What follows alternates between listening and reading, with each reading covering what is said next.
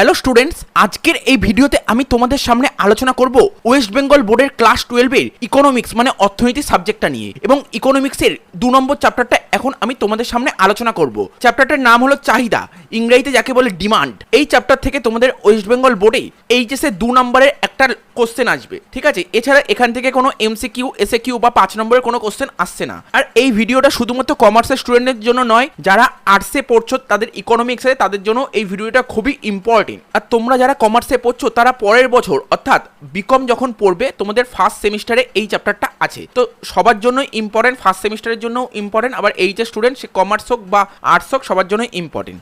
তো আজকের প্রথম টপিকে আসা যাক। আজকের প্রথম টপিকটি হলো কনসেপ্ট অফ ডিমান্ড। সাধারণ অর্থে ডিমান্ড বলতে কোনো দ্রব্য বা সেবা পাওয়ার ইচ্ছা বা আকাঙ্ক্ষাকে বোঝায়। মানে দ্রব্য মানে এখানে কমোডিটির কথা বলছে, আর ইচ্ছা মানে ডিজায়ারের কথা বলছে। তাহলে কি বললাম? সাধারণ অর্থে চাহিদা বলতে কোনো দ্রব্য বা সেবা পাওয়ার ইচ্ছা বা আকাঙ্ক্ষাকে বোঝায়, অর্থাৎ ডিজায়ার। আচ্ছা দেখো, ইকোনমিক্স কিন্তু এটাকে চাহিদা বলছে না। ইকোনমিক্স কি বলছে?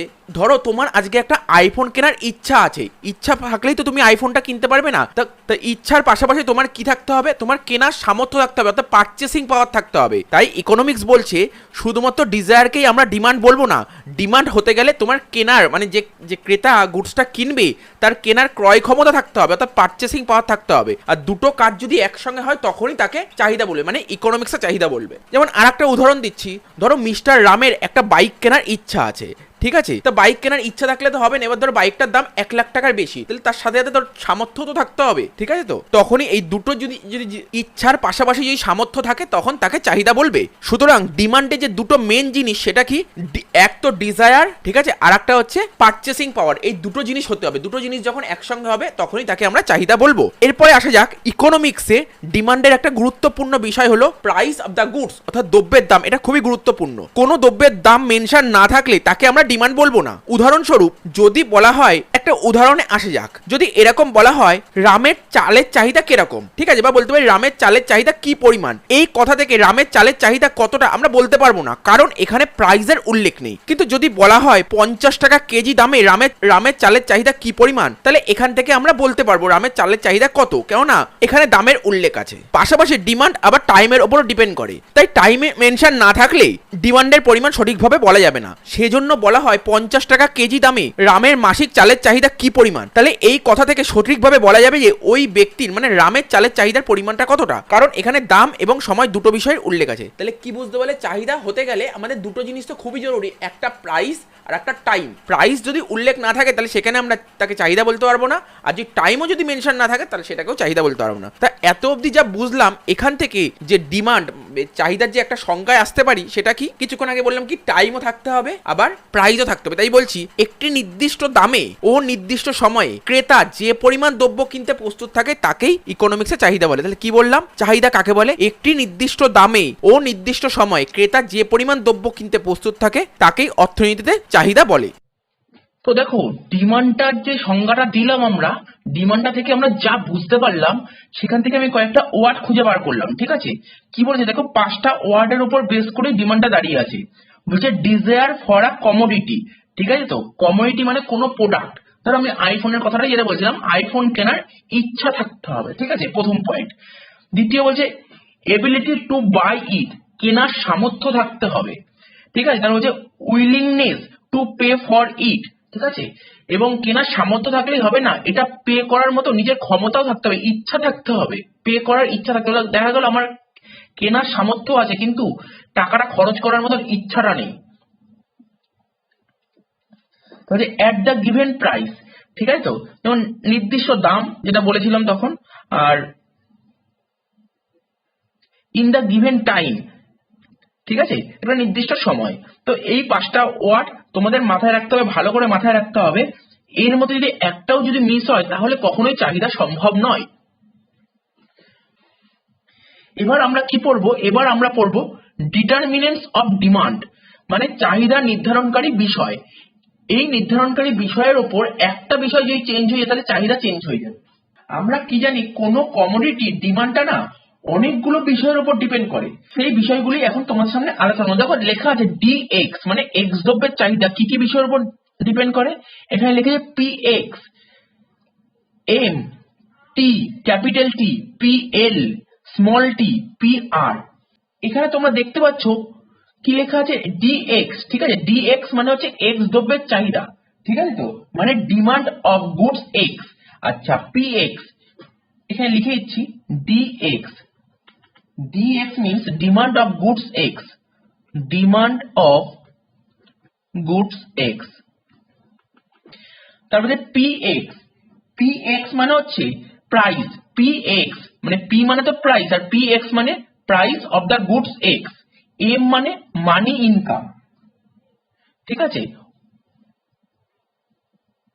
তারপর টি মানে টেস্ট এন্ড প্রেফারেন্স। আচ্ছা স্মল টি মানে টাইম, পিএল মানে পপুলেশন, পি আর মানে প্রাইস অফ রিলেটেড গুডস। তো দেখো এর বাংলাগুলো তোমরা নিজেই বুঝতে পারছো। পিএক্স মানে হচ্ছে দ্রব্যের দাম, এম মানে হচ্ছে মানি ইনকামের কথা বলা হয়েছে অর্থাৎ আয়, ক্রেতার আয়ের কথা বলা হয়েছে। আচ্ছা এ ওয়াইটা কিছু নয়। আচ্ছা টি মানে হচ্ছে টেস্ট এন্ড প্রেফারেন্স অর্থাৎ ক্রেতার রুচি ও পছন্দ, পি আর মানে সংশ্লিষ্ট দ্রব্যের দাম, এই টি মানে সময়, পিএল মানে পপুলেশন মানে জনসংখ্যা। তো দেখো এক একটা জিনিস তোমাদের সামনে তুলে ধরছি।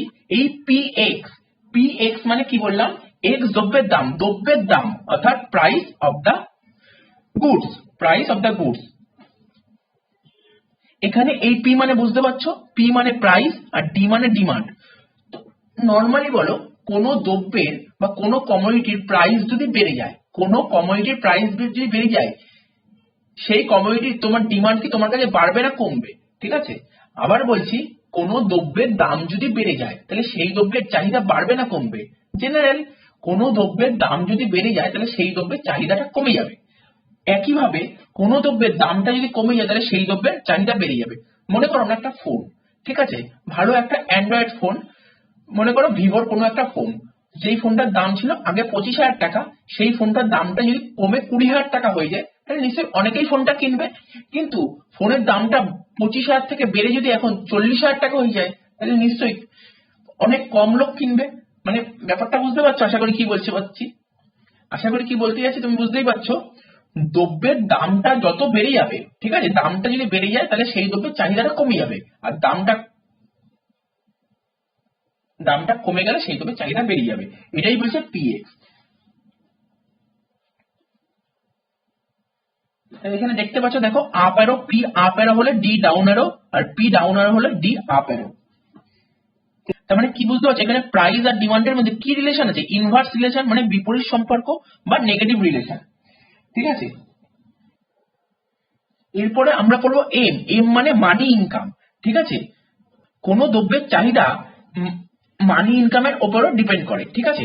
মানি ইনকাম যদি বেড়ে যায়, মানি ইনকাম মানে ক্রেতার আয়, ক্রেতার আয় যদি বেড়ে যায়, আজকে যদি আমার ইনকাম বেড়ে যায় তাহলে আমার কোন দ্রব্যের প্রতি চাহিদাটা বেড়ে যাবে, কিন্তু আমার আজ যদি ইনকামটা কমে যায় তাহলে সেই দ্রব্যের প্রতি আমার চাহিদাটা কমে যাবে।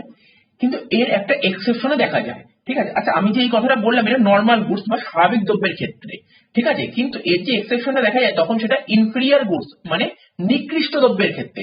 তো নিকৃষ্ট দ্রব্য জিনিসটা কি, দেখো নিকৃষ্ট দ্রব্যটা কি, আজকে যদি আমার ইনকামটা বেড়ে যায় তাহলে দেখো ইনফেরিয়ার গুডস বা নিকৃষ্ট দ্রব্য জিনিসটা কি, ক্রেতার আয় যদি বেড়ে যায় তখন দ্রব্যের চাহিদা কমে যেতে পারে। কখনো কখনো ক্রেতার আয় বাড়লেও দ্রব্যের চাহিদা কমে, আবার ক্রেতার আয় কমলে দ্রব্যের চাহিদা বেড়ে যেতে পারে। এবার তোমরা বলতে পারো এর একটা উদাহরণ দিই। দেখো উদাহরণটা যদি আমি দিই, যেমন বলতে পারো বাজারে লো কোয়ালিটির মাছ, খুব কম দামের মাছ, নিম্নমানের মাছ, ক্রেতার আয় যখন বেড়ে যাবে, ক্রেতার ইনকাম যখন বেড়ে যাবে, ও কি চেষ্টা করবে, নিম্নমানের মাছের তুলনায় উন্নত মানের মাছ খাওয়ার চেষ্টা করবে। ধরো তোমার রুই মাছের বদলে, ঠিক আছে, ও রুই মাছের বদলে ও কি চেষ্টা করবে তখন ইলিশ মাছ খাওয়ার, ঠিক আছে। কিন্তু ক্রেতার ইনকাম যদি কমে যায় তখন তো আর ইলিশ মাছ খেতে পারবে না, তখন ও কি খাবে, রুই মাছ খাবে। এটাই হচ্ছে inferior goods.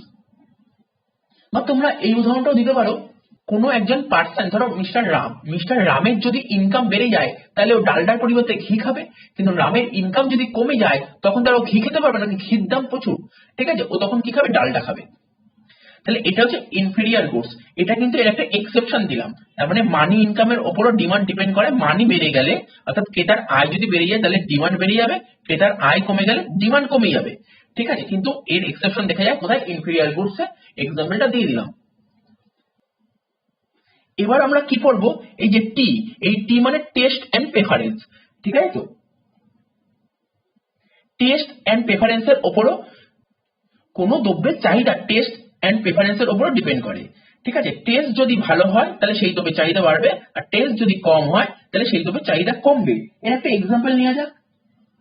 Test and preference change হওয়ার ফলে আমাদের ওয়েস্ট বেঙ্গলে ধুতি পাঞ্জাবি জায়গাটা নিয়ে নিচ্ছে প্যান্ট শার্ট। ঠিক আছে, অর্থাৎ টেস্ট অ্যান্ড প্রেফারেন্সের চেঞ্জ হওয়ার জন্য প্যান্ট শার্ট এর চাহিদা আস্তে আস্তে বাড়ছে। তাহলে আমরা এটা বললাম, ঠিক আছে, মানি ইনকাম বললাম, টেস্ট অ্যান্ড প্রেফারেন্স বললাম। এবার পিএল মানে পপুলেশনটা বলবো। দেখো, যেই দেশের জনসংখ্যা বেশি সেই দেশের চাহিদা অটোমেটিক্যালি বেশি হবে, আর যেই দেশের জনসংখ্যা তুলনামূলক কম সেই দেশের চাহিদাটাও কম হবে। তাই বলেছে পপুলেশন বেশি হলে চাহিদা বেশি হয়, পপুলেশন কম হলে চাহিদা কম হবে। এ দেখো, আপ অ্যারো মানে যখন বাড়ছে, ডাউন অ্যারো মানে কমছে। তাহলে পপুলেশন হয়ে গেল। এবার পড়বো স্মল টি মানে টাইম। ঠিক আছে, তো দেখো কি বলেছে, টাইম যদি আমার অনুকূলে যায়, টাইমটা যদি আমার অনুকূলে যায় তাহলে চাহিদা বাড়বে, টাইম যদি আমার প্রতিকূলে যায় তাহলে চাহিদা কমবে। বলছে টাইমটা যদি ফেভারেবল হয় তাহলে আমার ডিমান্ড বাড়বে, টাইমটা যদি আনফেভারেবল হয় তাহলে আমার ডিমান্ডটা কমবে। এর এক্সাম্পলটা নাও একটা। ধরো সামার সিজনে, ঠিক আছে, সামার সিজনে এসি, ফ্রিজ, সফট ড্রিঙ্কস এইগুলো ডিমান্ড বাড়তে থাকে। ঠিক আছে, সামার সিজনে এসি, ফ্রিজ, তারপর হচ্ছে তোমার কোল্ড ড্রিঙ্কস এইগুলো কি হয়, ফেভারেবল। আচ্ছা, এই জন্য এই সমস্ত জিনিসের ডিমান্ডও তখন বাড়ে। কিন্তু যদি উইন্টার সিজনে চলে যায়, ঠিক আছে, উইন্টার সিজনে নিশ্চয়ই এইগুলো চাহিদা থাকবে না, তখন এটা হচ্ছে আনফেভারেবল। এবার দেখো আর একটা এটা মেন সেটা হচ্ছে পিআর মানে রিলেটেড গুডস। ঠিক আছে, প্রাইস অফ রিলেটেড গুডস। তো রিলেটেড গুডস মানে গুডস তো দু রকমের হয়, একটা সাবস্টিটিউট আর একটা কমপ্লিমেন্টারি। সাবস্টিটিউট মানে হচ্ছে পরিবর্তিত দ্রব্য, আর কমপ্লিমেন্টারি মানে পরিপূরক দ্রব্য। সাবস্টিটিউট মানে একটার পরিবর্তে আরেকটা। ঠিক আছে, তো যেমন সাবস্টিটিউট গুডস এর এক্সাম্পল দি টি আর কফি, আর কমপ্লিমেন্টারি গুডস এর এক্সাম্পল দি পেন আর রিফিল। দেখো ব্যাপারটা বুঝে নাও। এই দেখো, পি মানে হচ্ছে প্রাইস, টি মানে হচ্ছে চা। যদি চায়ের দাম, ঠিক আছে, চায়ের দাম যদি বেড়ে যায়, ঠিক আছে, চায়ের দাম যদি বেড়ে যায় তাহলে কি হবে, চায়ের চাহিদাটা কমে যাবে। দেখো, ডি মানে ডিমান্ড, আর টি মানে চা। ঠিক আছে, চায়ের দাম বেড়ে গেলে চায়ের চাহিদা কমে যাবে, আর চায়ের চাহিদা যদি আমার কমে যায় তখন কার চাহিদা বাড়বে, চায়ের চাহিদা কমে গেলে আমার কফির চাহিদা বাড়বে। ডি মানে ডিমান্ড, সি মানে কফি। ঠিক আছে, এই পিসি মানে হচ্ছে, পিসি মানে প্রাইস অফ কফি। তো একই রকম ভাবে তুমি কফি দিয়েও দেখতে পারো, কফির দাম যদি বেড়ে যায়, ঠিক আছে, তখন কফির চাহিদা কমে যাবে, তখন কি হবে, চায়ের চাহিদা বেড়ে যাবে।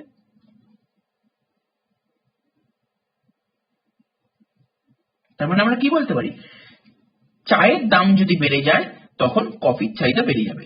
আর যদি আমরা কমপ্লিমেন্টারি গুডস এর কথা বলি, দেখো পেন আর রিফিল একে অপরের পরিপূরক। পেন ছাড়া কখনোই রিফিল চলবে না, রিফিল ছাড়া পেন চলবে না। তাই বলছি পিপি মানে প্রাইস অফ পেন, ডিপি মানে demand of pen, PR price of refill, DR demand of refill.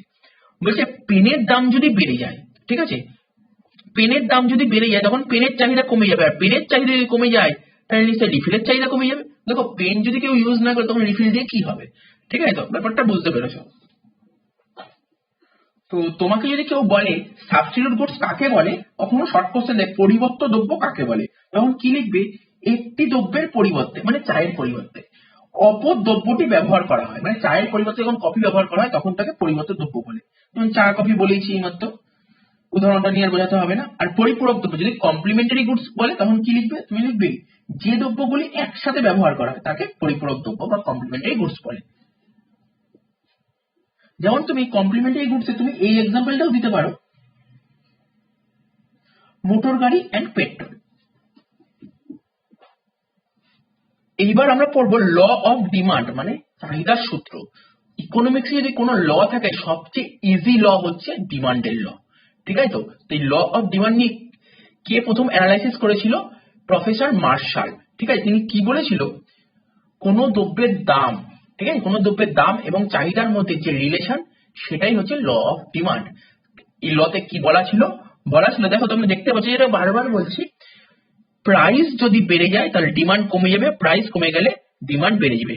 দেখো ও টি টির মাথায় দেখো এখানে একটা দাগ দেওয়া আছে, মানে আদার থিংস রিমেন কনস্ট্যান্ট। আদার থিংস রিমেন কনস্ট্যান্ট মানে অন্যান্য সকল বিষয় অপরিবর্তিত থেকে কোনো দ্রব্যের দাম যদি বেড়ে যায় তাহলে সেই দ্রব্যের চাহিদা কমে যাবে, কোনো দ্রব্যের দাম কমে গেলে সেই দ্রব্যের চাহিদা বেড়ে যাবে। ঠিক আছে, তার মানে আমরা কি দেখতে পাচ্ছি, এই প্রাইস আর ডিমান্ডের মধ্যে একটা ইনভার্স রিলেশন আছে বা বলতে পারো একটা নেগেটিভ রিলেশন আছে। ঠিক আছে, এটাই হচ্ছে ল অফ ডিমান্ড। তো এবার ল অফ ডিমান্ডে যদি কিছু অ্যাজাম্পশন বলে, মানে কিছু যদি অনুমান বলে, তাহলে আমরা কি লিখতে পারি, দেখবো মানি income of a consumer must be constant. ঠিক আছে, তো মানে ক্রেতার আর্থিক আয়টা কনস্ট্যান্ট হবে। ঠিক আছে, তো taste and preference should be same, মানে ক্রেতার রুচি পছন্দটাও একই হবে। Population of the locality should remain unchanged, আর price of related goods must be same. এবার একটা কখনো কখনো এক্সামে এটা আসে বা না আসলেও এটা জেনে রাখো, ডিমান্ড কার্ভটা কেমন দেখতে হয় এটা এঁকে দেখাবো। ঠিক আছে, প্রথমে দেখো লিখছি শিডিউল। শিডিউল মানে হচ্ছে তালিকা। ঠিক আছে, তো তালিকাটা কি লিখবো, এখানে দেখো প্রাইস। ঠিক আছে, আর এখানে হচ্ছে ডিমান্ড বা কোয়ান্টিটি বলতে পারো।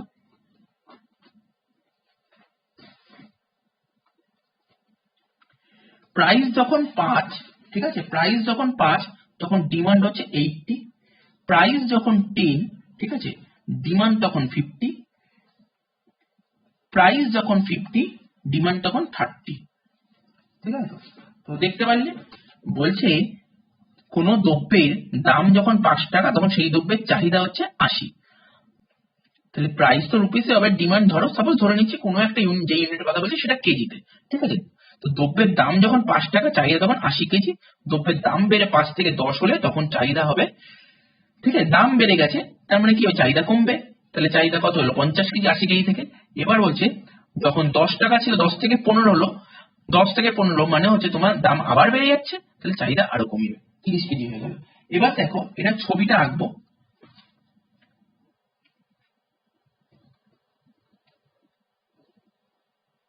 দেখো এটাকে বলে, দেখো তোমরা তো নিশ্চয়ই আগে গ্রাফ করেছো, এটা এক্স ও ওয়াই, এটা একটা লেখচিত্র গ্রাফ। এটা হচ্ছে এক্স অ্যাক্সিস আর এটা হচ্ছে ওয়াই অ্যাক্সিস।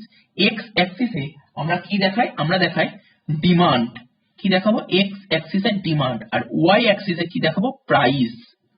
ঠিক আছে, এখানে দেখাবো ডিমান্ড, বা লিখতে পারো কেউ কেউ লিখবে চাহিদার পরিমাণ, আর এখানে লিখবে দাম। তার মানে আমার দাম কোন দিক, এই দিকে। তো দেখো আমি দামটা উঠছে, এটা 0, তো মানে এখানে ধরো ধরে নিলাম এটা 5 টাকা, এটা 10 টাকা। ঠিক আছে, তো আর এটা 15 টাকা। তাই এখানে লিখে নাও 5 টাকা দাম, 10 টাকা দাম, 15 টাকা দাম। আর ডিমান্ড আস্তে আস্তে 0 থেকে যাচ্ছে। ঠিক আছে, তো তো এখানে ধরো 30, এখানে ধরো 30। ঠিক আছে, তো এখানে ধরো 50, আর এখানে ধরো 80। তাহলে লিখলাম 30, 50, 80। কি বলছে, দ্রব্যের দাম যখন 5 টাকা, ডিমান্ড তখন 80। তো দাম যখন 5 টাকা, ঠিক আছে, দাম যখন 5 টাকা, চাহিদা তখন 80।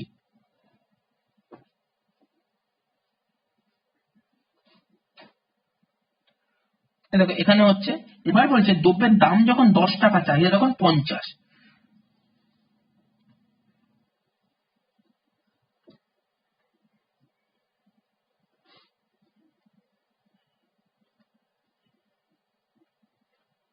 দেখো এখানে হচ্ছে, তারা বলছে দ্রব্যের দাম যখন 15 টাকা, ঠিক আছে, দাম যখন 15 টাকা, চাহিদা তখন 30।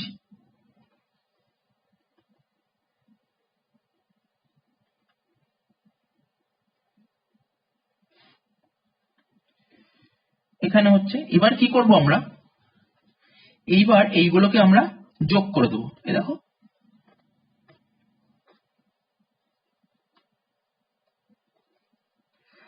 একটু বেঁকে গেল, হাতে করেছি বলে একটু বেঁকে গেছে, তোমরা স্কেলে করলে মোটামুটি অ্যাকুরেট আসবে। ঠিক আছে, তো তো এই যে হলো, এটাকে বলে ডিডি, এটা হচ্ছে চাহিদা রেখা। তোমরা দেখো কি দেখতে পাচ্ছ, এই চাহিদা রেখা লেফট থেকে রাইটে কি হচ্ছে, নেগেটিভলি স্লপড হচ্ছে না, অর্থাৎ বাঁ দিক থেকে ডান দিকে কি হচ্ছে, নিম্নমুখী হচ্ছে। দেখো এটার সঙ্গে এটা আমরা যুক্ত করে দিতে পারি। এবার এটার সাথে এটা যুক্ত করছি, এটার সাথে এটা যুক্ত করছি। তাহলে জিনিসটা মোটামুটি তোমাদের মাথায় ঢুকে গেল ব্যাপারটা কি বললাম। এরপরে যেই কোশ্চেনটা পড়বো সেটা হচ্ছে ডিমান্ড ফাংশন। কি পড়বো, ডিমান্ড ফাংশন। তো ডিমান্ড ফাংশনকে বাংলায় বলে চাহিদা অপেক্ষক। চাহিদা অপেক্ষক কাকে বলে? দেখো তোমরা এখানে দেখো ডিটারমিনেন্টস অফ ডিমান্ড পরে দিয়েছি। অ্যাকচুয়ালি চাহিদা অপেক্ষক বা ডিমান্ড ফাংশন পড়তে গেলে তোমার ডিটারমিনেন্টস অফ ডিমান্ডই লাগে, ঠিক আছে তো? ডিটারমিনেন্টস অফ ডিমান্ড আর চাহিদা অপেক্ষক একই জিনিস, ঠিক আছে তো? কি লেখা আছে দেখো, এটা একটা ইকুয়েশন। কি লেখা আছে? dx equal to function of ব্র্যাকেটে px m t pl t pr, সব মানে বুঝিয়েছি। dx মানে হচ্ছে x দ্রব্যের চাহিদা, px মানে প্রাইস, m মানে মানি ইনকাম, t মানে টেস্ট অ্যান্ড প্রেফারেন্স, pr মানে price of related goods, t মানে টাইম, pl মানে পপুলেশন। মানে কোন দ্রব্যের চাহিদা কিসের উপর ডিপেন্ড করে? কোন দ্রব্যের চাহিদা চাহিদা নির্ধারণকারী বিষয়গুলির উপর ডিপেন্ড করে।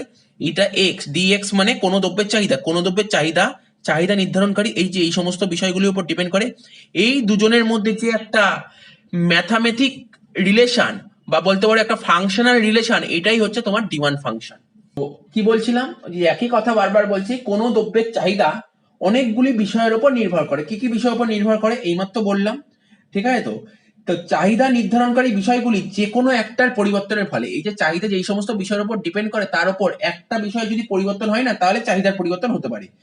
তো চাহিদা হলো ডিপেন্ডেন্ট ভেরিয়েবল, ঠিক আছে? ডিমান্ডটা কি? ডিমান্ডটা হচ্ছে ডিপেন্ডেন্ট ভেরিয়েবল, আর চাহিদা নির্ধারণকারী বিষয়গুলি হলো ইন্ডিপেন্ডেন্ট ভেরিয়েবল, ঠিক আছে? তাই বলে দ্রব্যের চাহিদার সঙ্গে চাহিদা নির্ধারণকারী বিষয়গুলির যে একটা সম্পর্ক, এটাই হচ্ছে চাহিদা অপেক্ষক। আশা করি বুঝতে পারি চাহিদা অপেক্ষক জিনিসটা কি। তো এখন যে টপিকটা তোমাদের সামনে আলোচনা করব সেটা হচ্ছে চেঞ্জ ইন কোয়ান্টিটি ডিমান্ড, ঠিক আছে তো? চেঞ্জ ইন কোয়ান্টিটি ডিমান্ড এর বাংলা হচ্ছে চাহিদার পরিমাণের পরিবর্তন। তো চাহিদার পরিমাণের পরিবর্তনকে আমরা দুদিক থেকে দেখতে পারি, একটা হচ্ছে এক্সপেনশন ইন ডিমান্ড আর একটা contraction in demand. Expansion demand মানে চাহিদার সম্প্রসারণ, আর কন্ট্রাকশন ইন ডিমান্ড মানে চাহিদার সংকোচন। দেখো ল অফ ডিমান্ড কি বলেছে? বলছে other things remain constant, price increases demand decreases, price decreases demand increases. এটাই তো আমরা পড়েছিলাম। যদি এটা হতো তার ফলে কি হতো? একটা চাহিদা রেখার ওপর, ঠিক আছে তো? একটা চাহিদা মানে একটা যে ডিমান্ড কার্ভ ছিল, সেই ডিমান্ড কার্ভের একটা বিন্দু থেকে অন্য বিন্দুতে তোমার শিফট হতো, ঠিক আছে? একটা বিন্দু থেকে অন্য একটা বিন্দুতে শিফট হতো, ঠিক আছে? এই একই চাহিদা রেখার ওপর এই যে চেঞ্জ, এটাই হচ্ছে চাহিদার পরিমাণের পরিবর্তন। এই দেখো চাহিদা রেখা একটাই আছে, এই একটা বিন্দু থেকে একটা বিন্দু থেকে একটা বিন্দু মানে একটা বিন্দু থেকে আরেকটা বিন্দু যাচ্ছে না, এই যে একটা বিন্দু থেকে যখন আর একই চাহিদা রেখার উপর যখন একটা বিন্দু থেকে আরেকটা বিন্দুতে যাচ্ছে, ঠিক আছে তো? এবং তার ফলে যে একটা পরিবর্তন হচ্ছে না, এটাই হচ্ছে চাহিদা পরিমাণের পরিবর্তন, ঠিক আছে তো? তো এখন এটা নিয়ে ডিটেলসে আলোচনা করব। তাহলে বুঝতে পারলে? তাহলে আমাকে যদি চাহিদার পরিমাণে পরিবর্তন দেয় তাহলে কি বলবো? চাহিদার পরিমাণে পরিবর্তন দুদিক থেকে দেখতে পারি, একটা এক্সপেনশন ইন ডিমান্ড আর একটা কন্ট্রাকশন ইন ডিমান্ড, মানে চাহিদার সম্প্রসারণ আর চাহিদার সংকোচন। এটাই বোঝাবো চাহিদার সম্প্রসারণ জিনিসটা কি আর চাহিদার সংকোচন জিনিসটা কি, ঠিক আছে তো? তাহলে আমি কি বলেছি দেখো, যখনই আমরা এক্সপেনশন ইন ডিমান্ড বলবো মানে চাহিদার সম্প্রসারণটা বলবো, তখন কি বলবো? দেখো এখানে কি লেখা আছে? প্রাইস, আর এখানে কোয়ান্টিটি। মানে প্রাইস যদি কমে, ঠিক আছে, মানে কোনো দ্রব্যের দাম যদি কমে, তাহলে আমাদের চাহিদা সূত্র কি বলছে? স্যার কোনো দ্রব্যের দাম কমলে সেই দ্রব্যের চাহিদা বাড়বে। ব্র্যাকেটে একটা কথা অবশ্যই লিখতে হবে, ওটি। ওটি মানে আদার থিংস রিমেন কনস্ট্যান্ট, মানে অন্যান্য সমস্ত বিষয় যদি অপরিবর্তিত থাকে তাহলে কোনো দ্রব্যের দাম কমলে সেই দ্রব্যের চাহিদা বাড়বে, ঠিক আছে? এটাকে বলে এক্সপ্যানশন ইন ডিমান্ড, মানে চাহিদার সম্প্রসারণ। এটা ছবি এঁকে তোমাদের সামনে দেখাচ্ছি। তো দেখো যে আমি যে ডায়াগ্রামটা আঁকছি, হাতেই আঁকছি, ঠিক আছে তো? তো কি বলছে? এক্স ও ওয়াই, এটা হচ্ছে একটা তোমার লেখচিত্র, ঠিক আছে? সেই লেখচিত্রে দ্রব্যের দাম যখন ওপি, ধরো দ্রব্যের দাম যখন ওপি, ঠিক আছে, চাহিদা তখন কত?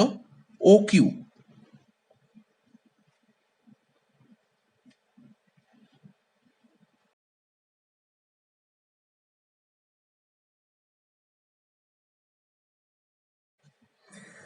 দেখো কি দেখতে পাচ্ছি? এক্স ও ওয়াই একটা তোমার লেখচিত্র বা এক্স ও ওয়াই যে রেখাচিত্র আছে, ঠিক আছে তো? এই রেখাচিত্রে, ঠিক আছে, এই দিকে, ঠিক আছে, এখানে হচ্ছে কোয়ান্টিটি দেখিয়েছি, আর এখানে এক্স অ্যাক্সিসে কোয়ান্টিটি আর ওয়াই অ্যাক্সিসে আমরা কি দেখিয়েছি? প্রাইস দেখিয়েছি। আর ডিডি হচ্ছে আমার একটা চাহিদা রেখা।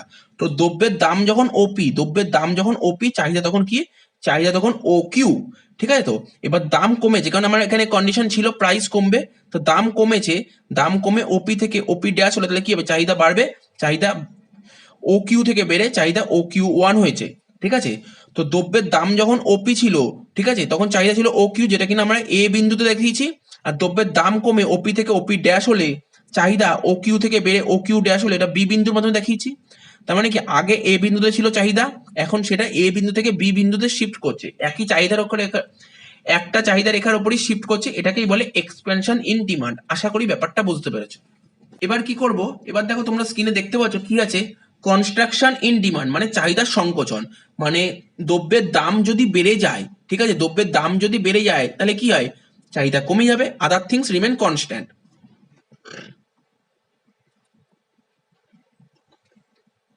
তাহলে দেখো এক্স ও ওয়াই এটা একটা রেখাচিত্র, ঠিক আছে, যেখানে কিনা এক্স অ্যাক্সিসে আমরা কি দেখাই, কোয়ান্টিটি দেখাই, আর ওয়াই অ্যাক্সিসে কি দেখাই, ওয়াই অ্যাক্সিসে আমরা প্রাইস দেখাই। এটা একটা ডিমান্ড কার্ভ ডিডি, ঠিক আছে, ডিমান্ড কার্ভ ডিডি।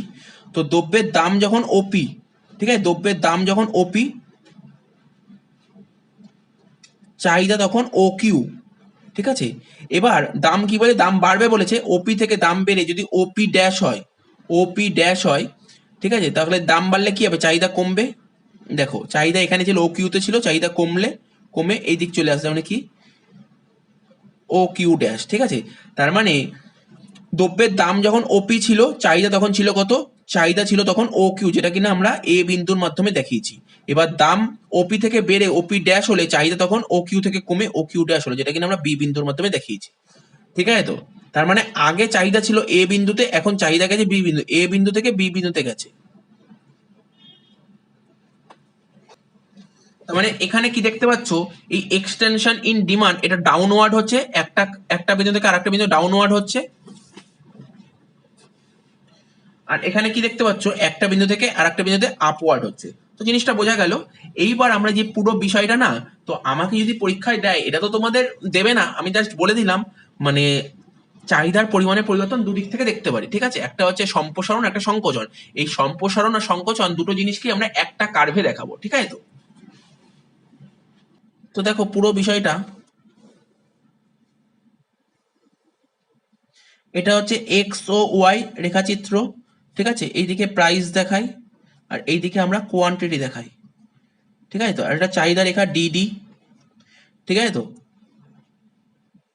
দ্রব্যের দাম যখন ওপি, ধরো এটা ওপি, দ্রব্যের দাম যখন ওপি, চাহিদা তখন কত, চাহিদা তখন ও কিউ, যেটা কিনা আমরা এ বিন্দুর মাধ্যমে দেখিয়েছি, ঠিক আছে। এবার দ্রব্যের দাম যদি বেড়ে যায়, দ্রব্যের দাম ওপি থেকে বেড়ে যদি ওপি ওয়ান হয়, ও ওয়ানই করলাম, ওপি ওয়ান, দাম বেড়ে যদি ওপি ওয়ান হয় তাহলে কি হবে, দাম বাড়লে চাহিদা কমবে,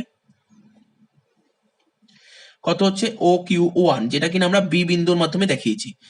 তার মানে দাম বাড়লে বা যদি দাম কমে যায় পি থেকে, এখানে যদি পি টু হয়ে যায়, ঠিক আছে, তো তখন চাহিদা কি হবে, দাম কমে গেলে চাহিদা বেড়ে যাবে, যেটা কিনা হবে ও কিউ টু, এটা সি বিন্দুর মাধ্যমে দেখিয়েছি।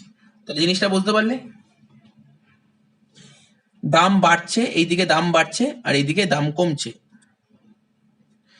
ঠিক আছে। তো তার মানে যখন দাম বাড়ছিল তখন এ থেকে বি বিন্দুতে যাচ্ছে, আর যখন দাম কমছিল তখন এ থেকে সি বিন্দুতে যাচ্ছে, ঠিক আছে। তো এটাকে বলে কন্ট্রাকশন, ঠিক আছে, তো এটাকে বলে কন্ট্রাকশন, আর এটাকে বলে তোমার এক্সপেনশন।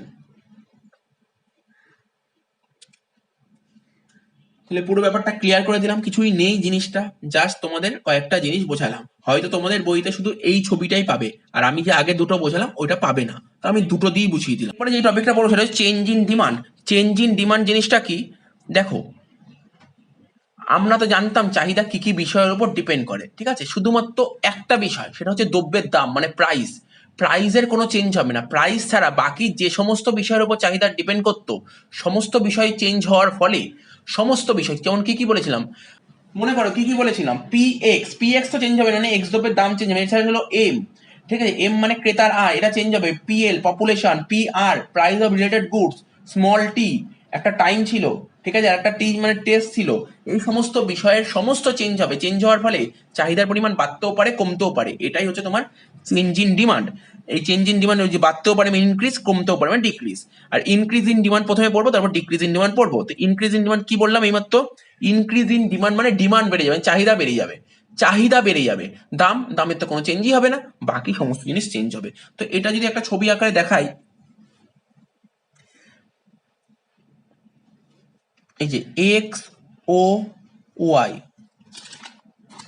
ঠিক আছে? তো এক্স ও ওয়াই, এই এক্স ও ওয়াই হচ্ছে তোমার একটা রেখাচিত্র, ঠিক আছে? রেখাচিত্রে এইদিকে কি দেখাই, এইদিকে আমরা দেখাই কোয়ান্টিটি, ঠিক আছে? তো আর এইদিকে কি দেখাই আমরা, প্রাইস।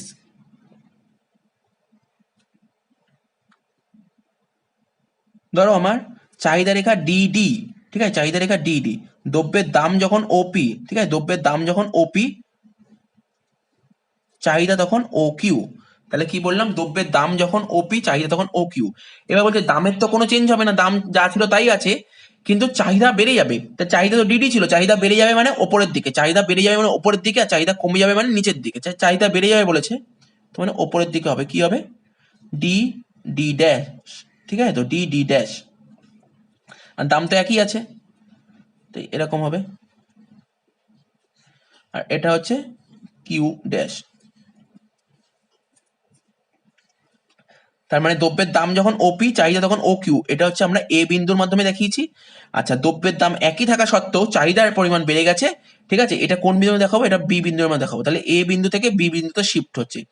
চাহিদা রেখা মানে চাহিদা রেখা কি ছিল, ডিডি ছিল, ডিডি চাহিদা রেখা এ বিন্দু থেকে, ঠিক আছে, ডি ডি ড্যাশ চাহিদা রেখায় বি বিন্দুতে স্থানান্তরিত হচ্ছে, ঠিক আছে? তো তার মানে বুঝতে পারলে, এটা এমন কিছুই নয়, ইনক্রিজ ইন ডিমান্ড।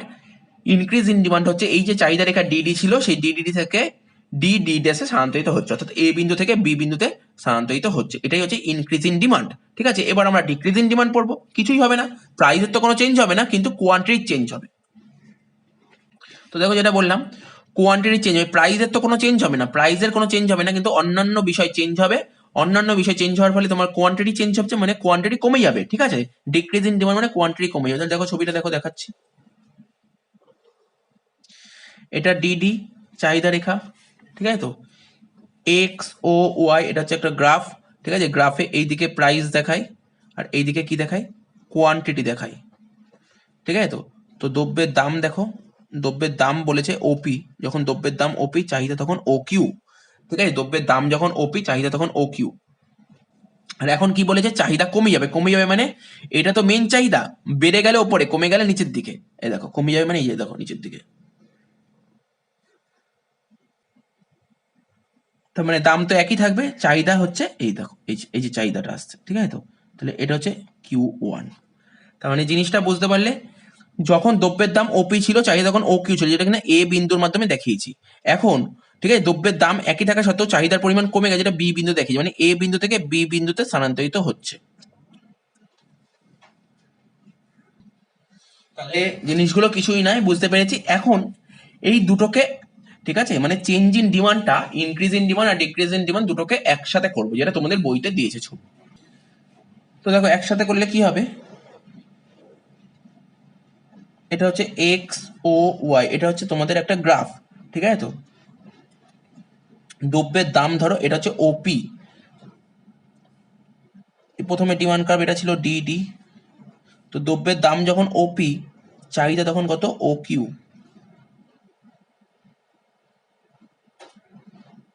ঠিক আছে? তো এবার বলেছে একবার চাহিদা বাড়বে, একবার কমবে, বাড়বে মানে উপরের দিকে যাবে, ঠিক আছে, আর কমবে মানে নিচের দিকে।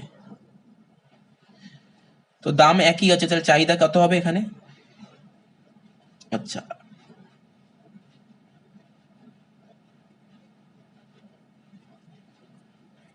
এটা ডিডি চাহিদা রেখে উপরের দিকে যাচ্ছে, মানে ডিডি ওয়ান, ঠিক আছে? ডিডি ওয়ান, ডিডি ওয়ান, তার মানে এটা কি হচ্ছে, কিউ ওয়ান, আর এখানটা হচ্ছে ডি ডি টু, তার মানে চাহিদা হচ্ছে এখানে কিউ টু। তাহলে জিনিসটা বোঝার চেষ্টা করতে হবে তোমাকে, দ্রব্যের দাম যখন ওপি, চাহিদা তখন ও কিউ, যেটা কিনা আমরা এ বিন্দুর মাধ্যমে দেখিয়েছি, ঠিক আছে? দ্রব্যের দাম একই থাকা সত্ত্বেও চাহিদার পরিমাণ বেড়ে গেছে, যেটা কিনা ডি ডি ওয়ান, ঠিক আছে? এটা আমরা কোন বিন্দুর মাধ্যমে দেখিয়েছি, এটা আমরা দেখিয়েছি, দেখো এটা বি বিন্দুর মাধ্যমে দেখিয়েছি, এটা হচ্ছে বি বিন্দু, ঠিক আছে? তো এটা হচ্ছে ও কিউ ওয়ান, ঠিক আছে? তো দ্রব্যের দাম যখন ওপি, চাহিদা তখন ও কিউ ওয়ান, ঠিক আছে? যেটা কিনা আমরা বি বিন্দুর মাধ্যমে দেখিয়েছি। এবার দ্রব্যের দাম একই থাকা সত্ত্বেও, ঠিক আছে, চাহিদার পরিমাণ কমে যাবে, তার মানে আমার ডি ডি ছিল চাহিদা, মেন চাহিদা ডিডি ছিল, কমে ডি ডি টু হয়ে গেছে, ঠিক আছে? যেটা কিনা আমরা কোন বিন্দু দেখেছি, কিউ টু, মানে সি বিন্দুর মাধ্যমে দেখিয়েছি, আর চাহিদাটা হচ্ছে ও কিউ টু। তার মানে কি বুঝতে পারলে,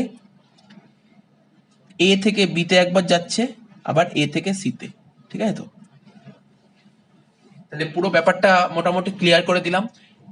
ছবি এঁকে বুঝিয়ে দিলাম। এইবার তোমাদের সামনে কোশ্চেন দিতে পারে চাহিদার পরিবর্তন আর চাহিদার পরিমাণের পরিবর্তনের মধ্যে পার্থক্য। তোমরা নিজেরাই বলো দুটোর মধ্যে পার্থক্য কি হতে পারে। তো পরীক্ষায় যদি কোশ্চেন দেয় চেঞ্জ ইন ডিমান্ড আর চেঞ্জ ইন কোয়ান্টিটি ডিমান্ডের মধ্যে পার্থক্য, তোমরা কি বলতে পারো? প্রথমে একটা পয়েন্ট তোমরা বলতে পারবে change in quantity demand. Change in quantity demand মানে চাহিদার পরিমাণের পরিবর্তন। চাহিদার পরিমাণের পরিবর্তনে তোমার আদার থিংস রিমেন কনস্ট্যান্ট, আর চেঞ্জ ইন ডিমান্ডে প্রাইস কি বলছে, কোনটা কনস্ট্যান্ট? ঠিক আছে, তো প্রাইসটা হচ্ছে কনস্ট্যান্ট। তার মানে কি বুঝতে পারলে? আবার বলছি, চেঞ্জ ইন ডিমান্ড আর change in quantity demand. Change in ডিমান্ডে প্রাইস কনস্ট্যান্ট আর চেঞ্জ ইন কোয়ান্টিটি ডিমান্ডে আদার থিংস কনস্ট্যান্ট। এটা তো একটা তোমার ডিফারেন্স বলতেই পারবে। আর একটা ডিফারেন্স কি বলতে পারবে? চেঞ্জ ইন কোয়ান্টিটি ডিমান্ড দু ধরনের হয়, একটা এক্সটেনশন অফ ডিমান্ড আর কন্ট্রাকশন অফ ডিমান্ড। আর চেঞ্জ ইন ডিমান্ড দু ধরনের হয়, increase in demand, decrease in demand. Change in quantity demand আর একটা ডিফারেন্স কি বলবো? চেঞ্জ ইন ডিমান্ডটা কি? চেঞ্জ ইন ডিমান্ড জিনিসটা কি? চেঞ্জ ইন ডিমান্ড জিনিসটা হচ্ছে একটা চাহিদা রেখা থেকে আর একটা চাহিদা রেখায় স্থান পরিবর্তনই হচ্ছে চেঞ্জ ইন ডিমান্ড। আর চেঞ্জ ইন কোয়ান্টিটি ডিমান্ড কোনটা? চাহিদা রেখার এক বিন্দু থেকে আর এক বিন্দুতে স্থান পরিবর্তনই হচ্ছে তোমার চেঞ্জ ইন কোয়ান্টিটি ডিমান্ড। আর একটা কি? চেঞ্জ ইন ডিমান্ডে তোমার দাম থাকবে কনস্ট্যান্ট আর বাকি সমস্ত বিষয় পরিবর্তন হবে, কিন্তু চেঞ্জ ইন কোয়ান্টিটি ডিমান্ডে অন্যান্য সমস্ত বিষয় কনস্ট্যান্ট থাকবে কিন্তু দামটা পরিবর্তন হবে। ঠিক আছে, ধরো যেই টপিকটা তোমাদের সামনে আলোচনা করবো সেটা দেখতে পাচ্ছি যে law of demand curve downward sloping. ঠিক আছে, তো বলছে আমরা তো জানি চাহিদা রেখা, আমরা যে এতক্ষণ ধরে বোঝাচ্ছিলাম চাহিদা রেখা কি দেখছিলাম, চাহিদা রেখা নেগেটিভ স্লপ। ঠিক আছে, তো নেগেটিভ স্লপ মানে চাহিদা রেখা নিম্নমুখী হয়। ঠিক আছে, তাহলে আমাকে ব্যাখ্যা করতে হবে চাহিদা রেখা কেন নিম্নমুখী হয়। ঠিক আছে, তো ডাউনওয়ার্ড স্লপ মানে হচ্ছে নিম্নমুখী। বা এরকমও কোশ্চেন থাকতে পারে চাহিদা রেখা কেন নেগেটিভ হয়। আমরা এইমাত্র বললাম প্রাইস বাড়লে কি হয়, আমরা কি দেখছিলাম, প্রাইস বাড়লে ডিমান্ড কমছিল আর প্রাইস কমলে ডিমান্ড বাড়ছিল, তাই তো? তাই নেগেটিভ স্লপ। তাহলে কেন নেগেটিভ স্লপ হয়? ঠিক আছে, তো বা চাহিদা রেখা যে নিম্নমুখী হচ্ছে তার কারণগুলো ব্যাখ্যা করেন, বিভিন্ন কোশ্চেন দিতে পারে। তো এর পেছনে না 5টা কারণ আছে, যে এক একটা কারণ তোমাদের সামনে অ্যানালাইসিস করব। প্রথম পয়েন্টে দেখতে পাচ্ছি law of diminishing marginal utility. Marginal utility মানে হচ্ছে ক্রমহ্রাসমান প্রান্তিক উপযোগ বিধি। পরের পয়েন্ট বলছে ইনকাম এফেক্ট মানে আয় প্রভাব। 3 নম্বর বলছে সাবস্টিটিউশন এফেক্ট মানে পরিবর্তন প্রভাব। তাহলে change in number of consumer মানে ক্রেতার সংখ্যার পরিবর্তন। 5 নম্বর বলছে ভেরিয়াস ইউজেস মানে দ্রব্যের ব্যবহারের পরিবর্তন। এক একটা টপিক তোমাদের সামনে তুলে ধরছি, তোমাদের জিনিসটা যাতে বোঝা যায়। ঠিক আছে, প্রথম পয়েন্ট যেটা আলোচনা করব সেটা হচ্ছে law of diminishing marginal utility. উদাহরণটা ভালো করে শোনো। ধরো আমি একজনের নাম ধরলাম, ধরো মিস্টার রাম। ঠিক আছে, সারাদিন অফিস করে বাড়িতে এসছে। ঠিক আছে, তো বাড়ির বাইরে কলিং বেল আছে, কলিং বেলটা টিপলো। ঠিক আছে, তার ওয়াইফ দরজাটা খুলে দিল। এবার ওয়াইফ তার হাত থেকে ব্যাগটা নিয়ে ঘরে গিয়ে রাখলো। এবার ও কিছুক্ষণ পরেই ওয়াইফকে বললো, কিছুক্ষণ পর না, ব্যাগটা দেওয়ার সঙ্গে ওয়াইফকে বললো যে এক গ্লাস জল দিতে, খুব তেষ্টা পেয়েছে। ও এক গ্লাস জল চেয়েছে, বলছে একটু দাঁড়াও আমি জল দিচ্ছি। ও ওয়েট করতে পারলো না, ওর এতটাই তেষ্টা পেয়েছে গরমে। ও কি করলো, ফ্রিজ আছে, ফ্রিজটা সামনে খুলে এক বোতল জল বের করে জল খাওয়ার চেষ্টা করছে। ঠিক আছে, জল জাস্ট এক ফোঁটা গালের ভেতর ঢুকেছে, তখনই ওর হাত থেকে ধরো একজন বোতলটা কেড়ে নিয়েছে। তাহলে তখন ওর মনের মধ্যে কেমন হবে? ওর জলের তৃষ্ণা তো মিটলোই না, বরঞ্চ তৃষ্ণা আরো বেড়ে গেল। ঠিক আছে, তো যাই হোক বাদ দাও। তো দেখো ও তখন জল খেতেই থাকছে, জলের পর জল খেতেই থাকছে মানে ওই বোতলটা নিয়ে 1 ঢোক 2 ঢোক 3 ঢোক করে জল খেতেই থাকছে। তার মানে কি আস্তে আস্তে ও যতক্ষণই জল খাবে, যতক্ষণ না পর্যন্ত স্যাটিসফাই হবে। ও যদি জলটা খেয়ে যদি স্যাটিসফাই হয়ে যায় তাহলে আর জল খাবে না। তার মানে বুঝতে পারলে তো, এটাই হচ্ছে ল অফ মার্জিনাল ইউটিলিটি। ঠিক আছে, তো প্রফেসর মার্শাল কি করেছিল, এই যে মানুষ মানে যে আমাদের মতন মানুষ যে কনজিউমারদের বিহেভটা ও ভালো করে অবজার্ভ করেছিল, তারপর থেকে এটা হয়ে গেছে ল অফ মার্জিনাল ইউটিলিটি। তো প্রফেসর মার্শাল বলছে আদার থিংস রিমেন কনস্ট্যান্ট মানে অন্যান্য সমস্ত বিষয় যদি অপরিবর্তিত থাকে, তাহলে কোনো একজন কনজিউমার কোনো একটা দ্রব্য ক্রমাগত ভোগ করতে থাকলে, দেখো আমি একটা এক্সাম্পল দিচ্ছি। ধরো একটা ভদ্রলোক ছিল মিস্টার রহিম।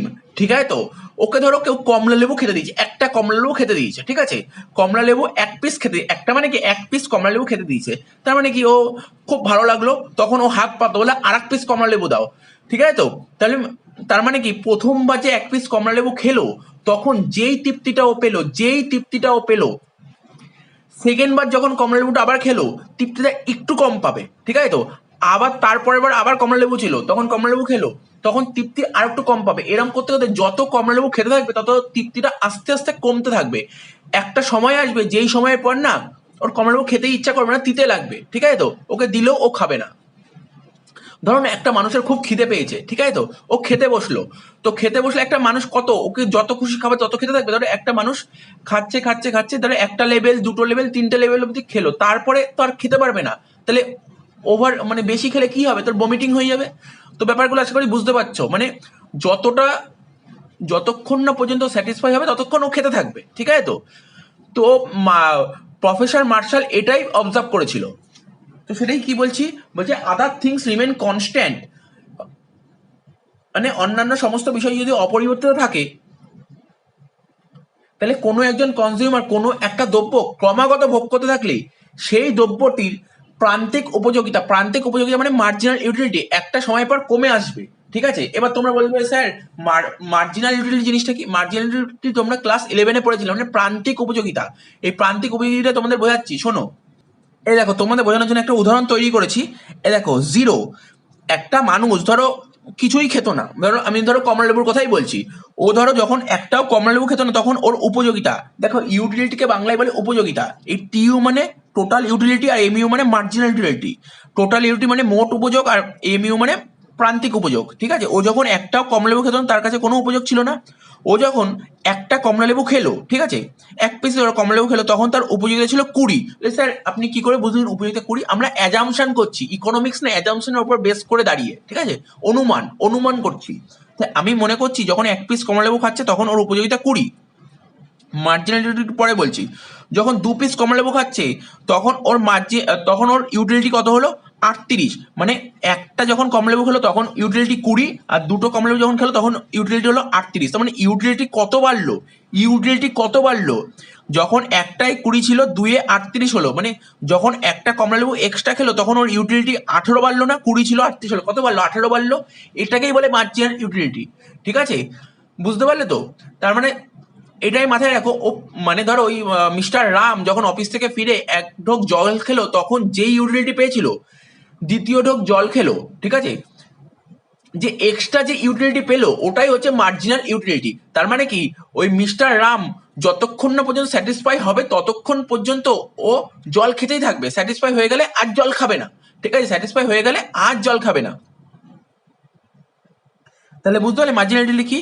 তাই দেখো, তাই এরকম করছে, দেখো তাহলে কি হচ্ছে, 3 যখন হলো কত? 53 হলো, তখন ওর মার্জিনালিটি কত হলো? 15। কি করে হলো? 38 থেকে 53 15 হলো। তারপরে যখন আর একটা কমলা লেবু হলো 53 ছিল 64 হলো, মানে 11 ইউটিলিটি।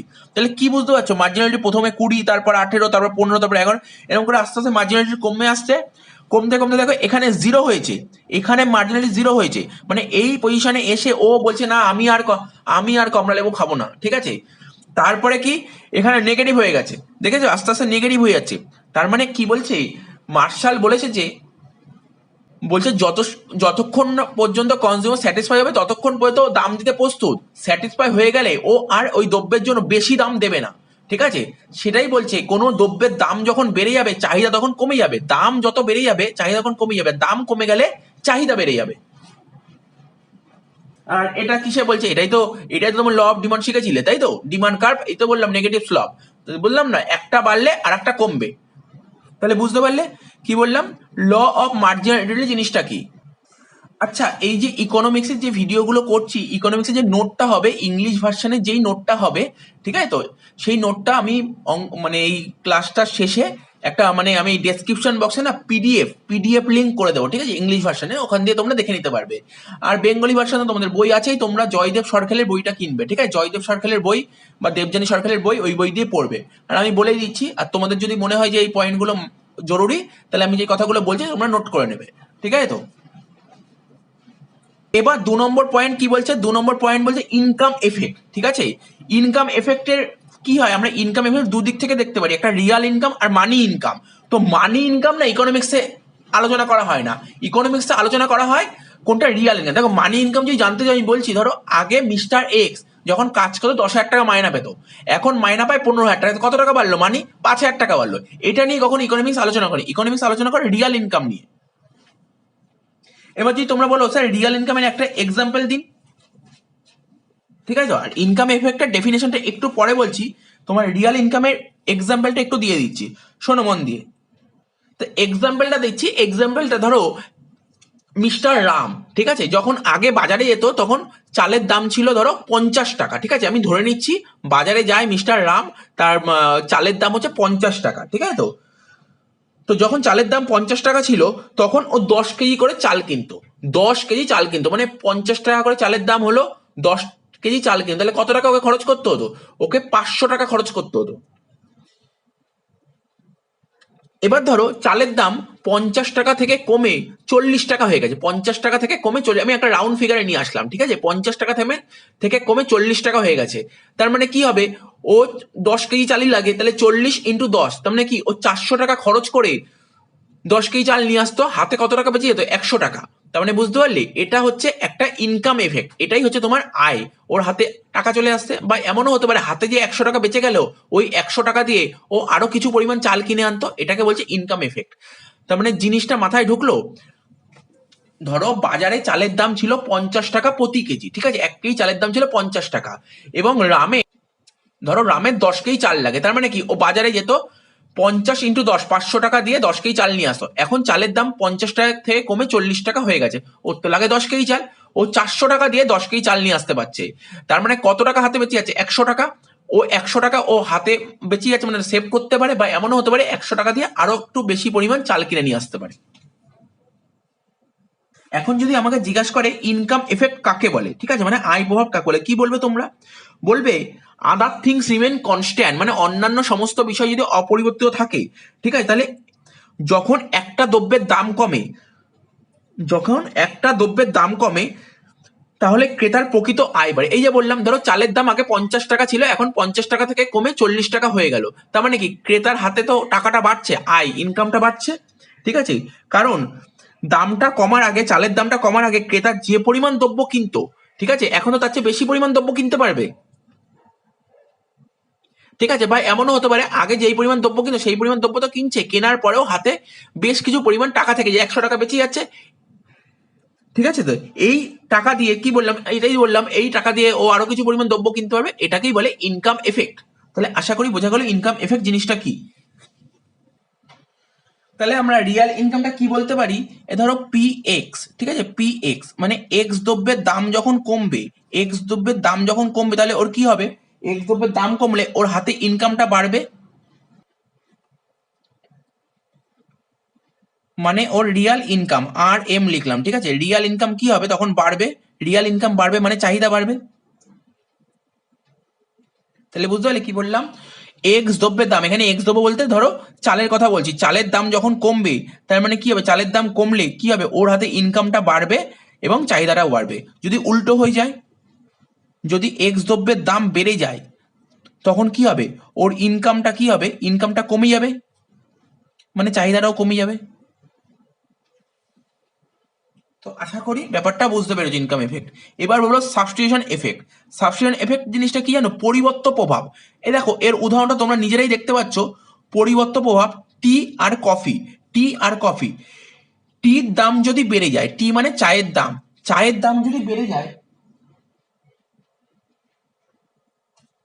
ধরো চায়ের দাম যদি বেড়ে যায়, আমরা কি জানি, আমরা কিছুক্ষণ আগেই বললাম পরিবর্ত দ্রব্য, আমাদের যে সাবস্টিটিউট গুডস আছে, চা কফি দুটো সাবস্টিটিউট গুডস, ঠিক আছে।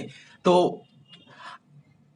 আমরা যদি চা না পাই তাহলে চার পরিবর্তে কি খাই, কফি খাই। তাহলে ধরো চায়ের দাম যদি বেড়ে যায় তাহলে কি আমরা কি করবো, চা নিশ্চয়ই খাবো না, চায়ের পরিবর্তে কি খাবো, কফি খাবো। তাই বলে চায়ের দাম যদি বেড়ে যায় তাহলে আমার কাছে কফির চাহিদা বেড়ে যাবে, বুঝতে পারলে। চায়ের দাম যদি বেড়ে যায় তখন আমরা চায়ের পরিমাণ, চা খাওয়ার পরিমাণটা কমিয়ে দেবো, উপরন্তু আমরা কফি খাওয়ার পরিমাণ বাড়িয়ে দেবো। ধরে নিচ্ছি কফির দাম বাড়েনি, কফির দাম একই আছে। আর যদি চায়ের দাম যদি কমে যায়, চায়ের দাম যদি কমে যায়, চায়ের দাম যদি কমে যায় তাহলে আমরা কি করবো, চাটা বেশি করে খাবো। চাটা বেশি করে খাবো মানে তখন তোমার কফির চাহিদা তোমার কমে যাবে। তাহলে বোঝা গেল? আবার বলছি, তাহলে সেটাই আমি বলছিলাম, চায়ের দাম যদি বেড়ে যায়, চায়ের দাম যদি বেড়ে যায় তখন আমার চায়ের চাহিদা কমে যাবে, কফির চাহিদা বেড়ে যাবে। আর চায়ের দাম যদি কমে যায়, ঠিক আছে, চায়ের দাম যদি কমে যায় তখন চায়ের চাহিদা বেড়ে যাবে এবং কফির চাহিদা কমে যাবে। এটাই বলছে সাবস্টিটিউশন এফেক্ট, মানে পরিবর্তন প্রভাব। তো এখন যদি পরিবর্তন প্রভাব জিনিসটা তোমরা যদি একটু লিখতে চাও, কিভাবে লিখবে? লিখবে কোনো দ্রব্যের দাম কমলে, যেমন চায়ের দাম যদি কমে যায় তাহলে কি হয়, ওই দ্রব্যের আপেক্ষিক দাম কমে যায়। কোনো দ্রব্যের দাম যদি কমে যায় না তাহলে সেই দ্রব্যের আপেক্ষিক দামটা কমে যায়। ফলে অপেক্ষাকৃত বেশি দামের দ্রব্যের পরিবর্তে,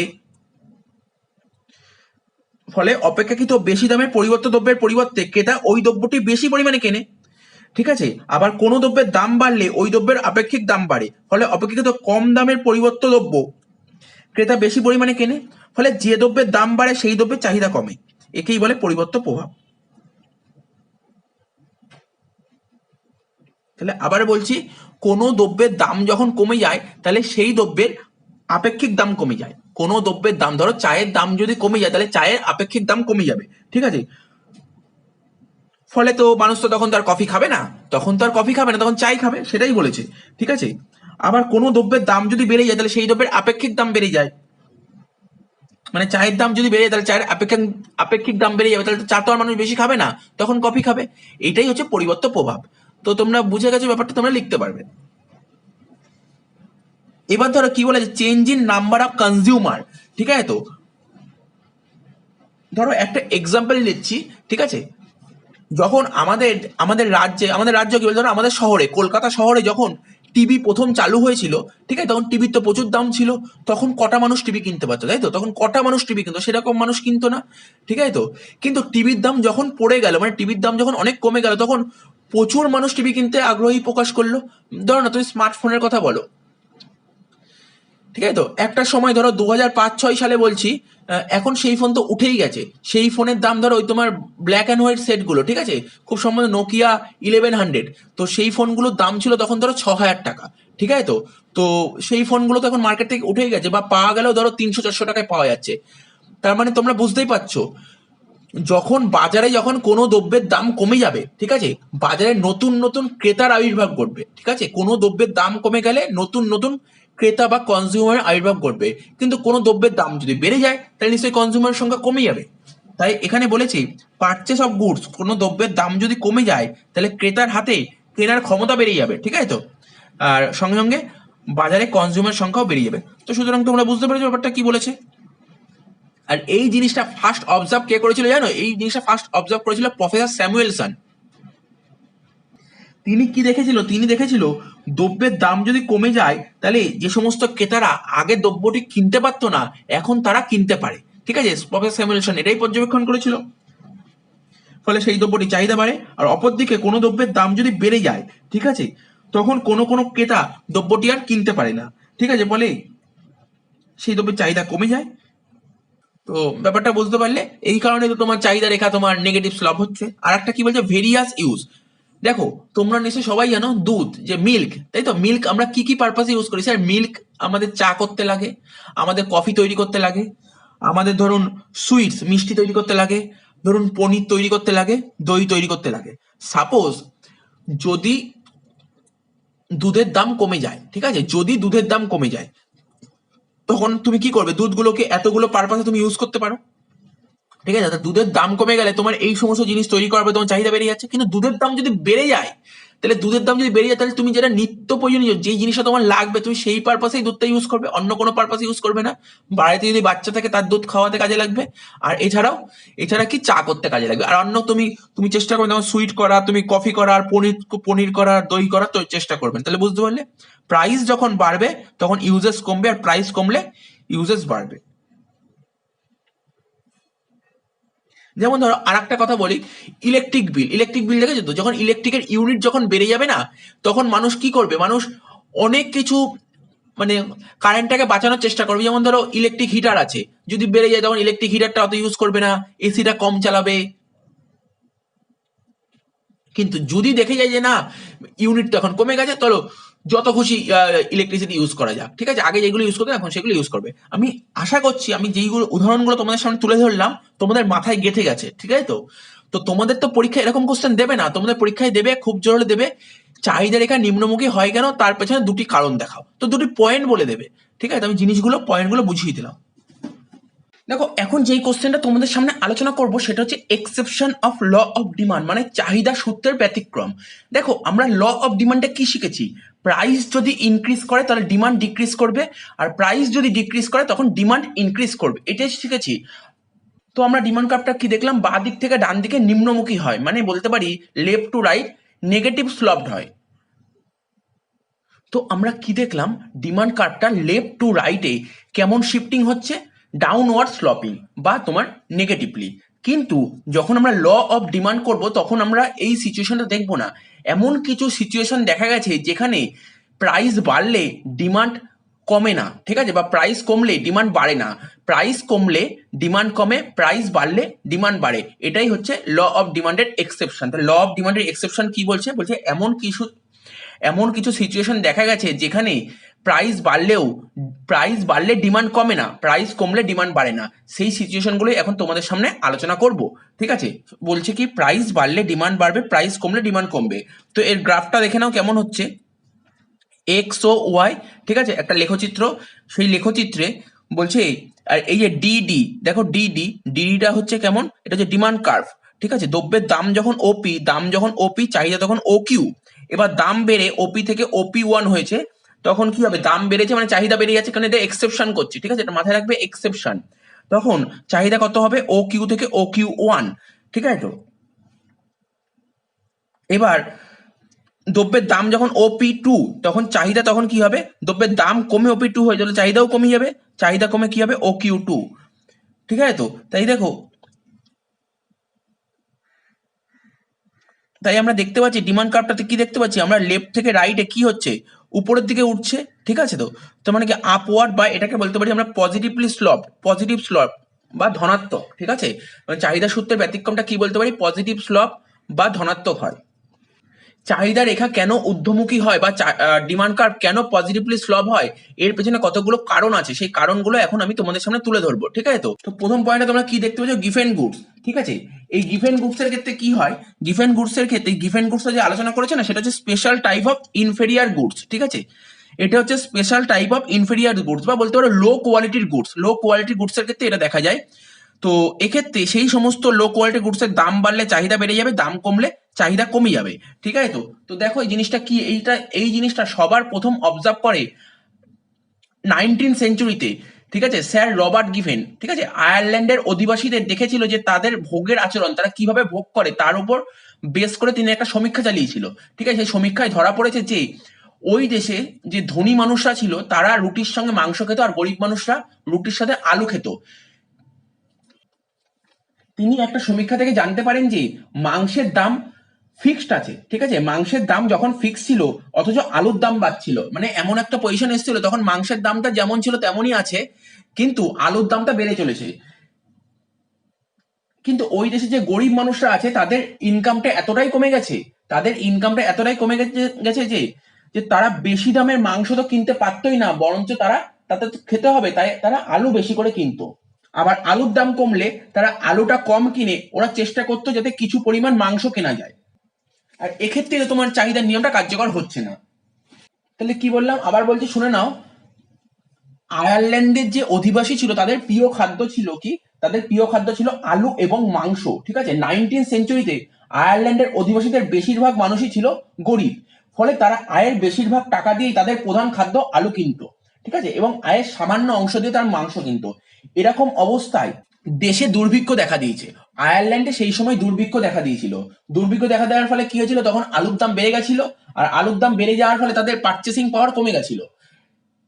তো তোমরা তখন বলতে পারো স্যার আলুর দাম তো বেড়ে গেছে, তাহলে আলুর দাম বেড়ে গেছে মানে আলু কম করে কিনবে। কিন্তু না, আলু আর মাংসের মধ্যে কম্পেয়ার করি, আলুর তুলনায় মাংসের দাম প্রচুর, তাহলে তখন তো আর যেহেতু তখন দেশে দুর্ভিক্ষ দেখা যায় তখন তার মাংস খেতে পারবে না, তাই তারা আলুর দাম বেড়ে গেলেও আলু কিনতো।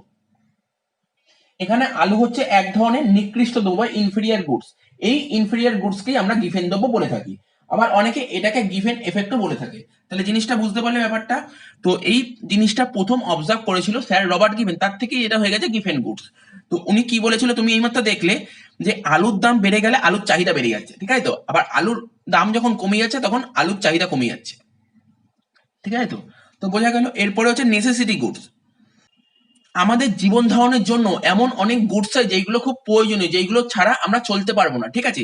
এরকম কয়েকটা গুডসের নাম বলছি: water, food, net card, milk, rice, vegetable. এই সমস্ত জিনিসের দাম বাড়লেও, ঠিক আছে, এই সমস্ত জিনিসের দাম বাড়লেও আমাদের চাহিদা যা ছিল তাই থাকবে, ঠিক আছে। আর এই সমস্ত জিনিসের দাম কমলেও আমাদের চাহিদা যা ছিল তাই থাকবে। তো দেখো না, এরকম কখনো হবে জলের দাম বেড়ে গেলেও কি আমরা জল খাবো না, ঠিক আছে, এটা কখনো হতে পারে না। তো এই ব্যাপারগুলো তোমাকে মাথায় রাখতে হবে, নেসেসিটি গুডস। কিন্তু এখানে বলছি কি, প্রাইসের দাম আপও হতে পারে আবার ডাউনও হতে পারে, ডিমান্ড যা ছিল তাই থাকবে। তাই উপরে একটা দাগ দিয়েছি, দেখতে পাচ্ছ। তারপর হচ্ছে স্ট্যাটাস সিম্বল প্রোডাক্ট, ঠিক আছে তো। কনজিউমাররা এমন কিছু দ্রব্য কেনে যেগুলো কিন্তু তাদের ইউজ করার জন্য কেনা হয় না, ঠিক আছে, যেগুলো তাদের ইউজ করার জন্য কেনা হয় না। কেন কেনে? তাদের স্ট্যাটাসটা দেখানোর জন্য কেনা হয়। মানে আমরা যে সোসাইটিতে বিলং করি সেই সোসাইটিতে এমন অনেক ধরনের ক্রেতা আছে যারা কিনা দ্রব্য কেনে ভোগ করার জন্য নয়, কেন? স্ট্যাটাসটা দেখানোর জন্য দ্রব্য কেনে, ঠিক আছে। যেমন ধরো তোমার উদাহরণ তোমরা দেখতেই পাচ্ছ, কি কি উদাহরণ আছে: diamond, costly carpet, furniture, BMW car, SUV car, ঠিক আছে, আইফোন। এই সমস্ত জিনিস ছাড়াও আমাদের চলে যেতে পারে, কিন্তু এই সমস্ত জিনিস কেন কেন হয়? স্ট্যাটাস দেখানোর জন্য। তো এই সমস্ত জিনিসের দাম যদি বেড়ে যায়, এই সমস্ত গুডসের দাম বা এই সমস্ত প্রোডাক্টের দাম যদি বেড়ে যায়, তখন আমাদের চাহিদা বেড়ে যায়। কেন? এই কারণে চাহিদা বাড়ে যে, তো এই সমস্ত জিনিসের দাম যদি বেড়ে যায় তাহলে আমাদের চাহিদা বেড়ে যায়। তো এটা সব মানুষের ক্ষেত্রে প্রযোজ্য নয়, যারা একটু মানে ধনী, মানে রিচ প্রকৃতির মানুষ, ঠিক আছে, তাদের ক্ষেত্রে এটা ম্যাটার করে, ঠিক আছে। এবং তারা তখন কেন কেনে? তাদের স্ট্যাটাসটাকে ধরে রাখার জন্য, ঠিক আছে, এটা তাদের স্ট্যাটাস মেনটেন পায়। আর যদি এই সমস্ত দ্রব্যের প্রাইসটা যদি কমে যায় তখন তাদের ডিমান্ডও কমে যায়। তার মানে বুঝতে পারলে। আর এইটা প্রথম কে অবজার্ভ করে? এটা প্রথম অবজার্ভ করে প্রফেসর ভেবলেন, তারপর থেকে এটা হয়ে গেছে ভেবলেন গুডস। এরপর কি? এরপর বলছে ফিউচার এক্সপেকটেশন। ফিউচার এক্সপেকটেশন কি? একটা উদাহরণ দিচ্ছি, আগে শোনো। ধরো চাল, এখন চালের দাম ধরো মার্কেটে 50 টাকা, ঠিক আছে। তো আমরা আশা করছি ভবিষ্যতে চালের দাম 100 টাকা হতে পারে, ঠিক আছে। ভবিষ্যতে চালের দাম বাড়তে পারে। এখন চালের দাম 50 টাকা, ফিউচারে চালের দাম 100 টাকা হতে পারে। তার মানে কি, এখন কি নিশ্চয়ই আমার চালের চাহিদা বাড়বে, ঠিক আছে। কারণ আমি কি চাইবো? আমি চাইবো চালটাকে মজুত করে রাখতে, ঠিক আছে। তাই বলছি সেক্ষেত্রে চালের দাম বাড়লে চাহিদা বাড়বে, ঠিক আছে, কারণ ফিউচারের কথা ভেবে। আর যদি ধরো এখন চালের দাম 50 টাকা, যদি মনে করি যে ফিউচারে চালের দাম 30 টাকা হতে পারে, তার মানে কি এখন আমার চালের চাহিদা কমে যাবে, মানে ফিউচারে তো দাম কমবে। তাই বলছে প্রাইস বাড়লে ডিমান্ড বাড়বে আর প্রাইস কমলে ডিমান্ড কমবে। এটা হচ্ছে তোমার ফিউচারের কথা ভেবে। তাহলে জিনিসটা কি বললাম বুঝতে পারলে তো? তো যেটা বলছিলাম, যদি কোনো দ্রব্যের দাম বাড়ে, ক্রেতাদের মানে এরকম ধারণা তৈরি হয় যে ফিউচারে এই দ্রব্যের দাম আরো বাড়তে পারে, তাই এখন থেকে বেশি করে কিনে রেখে দেয়, ঠিক আছে। তাহলে তোমার ডিমান্ড বেড়ে যাবে। তো যেটা বলছিলাম, কোনো দ্রব্যের দাম বাড়লে অনেক সময় ক্রেতাদের মনে এরকম ধারণা তৈরি হয় যে ফিউচারে এই দ্রব্যটির দাম আরো বাড়বে। সেক্ষেত্রে ক্রেতারা দ্রব্যের দাম বাড়া সত্ত্বেও চাহিদার পরিমাণ বাড়িয়ে দেয়। অপরদিকে কোনো দ্রব্যের দাম যদি কমে যায় তাহলে ক্রেতাদের মধ্যে এই ধারণা তৈরি হয় যে ভবিষ্যতে আরো দাম কমবে, ঠিক আছে। সেক্ষেত্রে ক্রেতারা দ্রব্যের দাম কমার ফলে চাহিদার পরিমাণও কমিয়ে দেবে, ঠিক আছে। তো এখানে চাহিদার নিয়মটা কাজ করছে না। এরপরে কি বলবো? এরপরে বলবো ইগনোরেন্স। ইগনোরেন্স জিনিসটা কি? ইগনোরেন্স হচ্ছে কোনো কোনো ক্ষেত্রে দেখা যায় যে ক্রেতারা দ্রব্যের দামকেই দ্রব্যের গুণাগুণ বিচার করে, ঠিক আছে তো। ক্রেতারা কি করে? যেই দ্রব্যের যত বেশি দাম সেই দ্রব্যকেই মনে করে যে সেই দ্রব্যটা খুব ভালো মানের দ্রব্য। এরকম অনেক ক্রেতা আছে আমাদের সোসাইটির, এরকম অনেক ক্রেতা আছে যেই দ্রব্যের দাম যত বেশি মনে করে যে এই দ্রব্যটাই যথেষ্ট ভালো দ্রব্য। এই সমস্ত দ্রব্যের ক্ষেত্রে দ্রব্যের দাম বেশি হলে ক্রেতার কাছে তা উন্নত মানের দ্রব্য বলে মনে হয়। ফলে দ্রব্যের দাম বাড়ার ফলেও দ্রব্যটির চাহিদা বাড়বে, অপরদিকে দ্রব্যের দাম কমলে দ্রব্যটির চাহিদা কমবে। তো জিনিসটা বুঝতে পারলে ইগনোরেন্সের ব্যাপারটা। ধরো তুমি কোনো একটা দোকানে টি শার্ট কিনতে গেছো, ঠিক আছে, দুটো টি শার্ট তোমার কাছে রেখেছে, ঠিক আছে। ধরো 700 টাকা দামের দুটো টি শার্ট রেখেছে, ঠিক আছে। এবার পাশ দিয়ে যে দোকানে যে টি শার্ট গুলো দেখাচ্ছে সে বললো যে স্যার আর একটা ভালো টি শার্ট এসছে, ঠিক আছে, খুবই ভালো টি শার্ট, নতুন টি শার্ট, কিন্তু একটু দাম বেশি। বলছে কত টাকা? বলছে 1100 টাকা। আর আপনি যেইগুলো দেখছেন 700 টাকার, এইগুলো একটু ওল্ড মডেল। তো তখন ও ভাবলো যে এটা 1100 টাকা, নিশ্চয়ই এই টি শার্টটার চেয়ে ওই টি শার্টটা আর একটু ভালো হবে। তো ওর কাছে কি ম্যাটার করলো যে যেই জিনিসটার দাম বেশি সেটাই ওর কাছে মনে হলো খুব ভালো মানের দ্রব্য। এটাই হচ্ছে ইগনোরেন্স। এরপরে কি পড়বো, ওয়ার অ্যান্ড এমার্জেন্সি। তো ওয়ার অ্যান্ড এমার্জেন্সি মানে বুঝতেই পারছো, দেশে যদি কখনো ওয়ার চলে আসে বা কখনো যদি এমার্জেন্সি দেখা দেয়, সেই ক্ষেত্রে দ্রব্যের দাম বাড়লেও, ঠিক আছে, দ্রব্যের দাম বাড়লে এমন তো করবো না যে আমার দেশে ওয়ার হবে বা এমার্জেন্সি লেগেছে সেই সময় আমার দ্রব্যের দাম বাড়লে আমি চাহিদা কমে দেবো, এরকম তো হবে না। তা আমাদের নিত্য প্রয়োজনীয় জিনিসগুলো তো লাগবেই। তাই বলছি ওয়ার আর এমার্জেন্সির ক্ষেত্রে দ্রব্যের দাম বেড়ে গেলে চাহিদা যা ছিল তাই থাকবে, ঠিক আছে, তো চাহিদা বাড়বেও না কমবেও না, চাহিদা যা ছিল তাই থাকবে। আর সেটা দাম বাড়লেও হতে পারে, দাম কমলেও হতে পারে। এটা হচ্ছে ওয়ার অ্যান্ড এমার্জেন্সি। আর কি বলছে, হ্যাবিচুয়েটেড গুডস।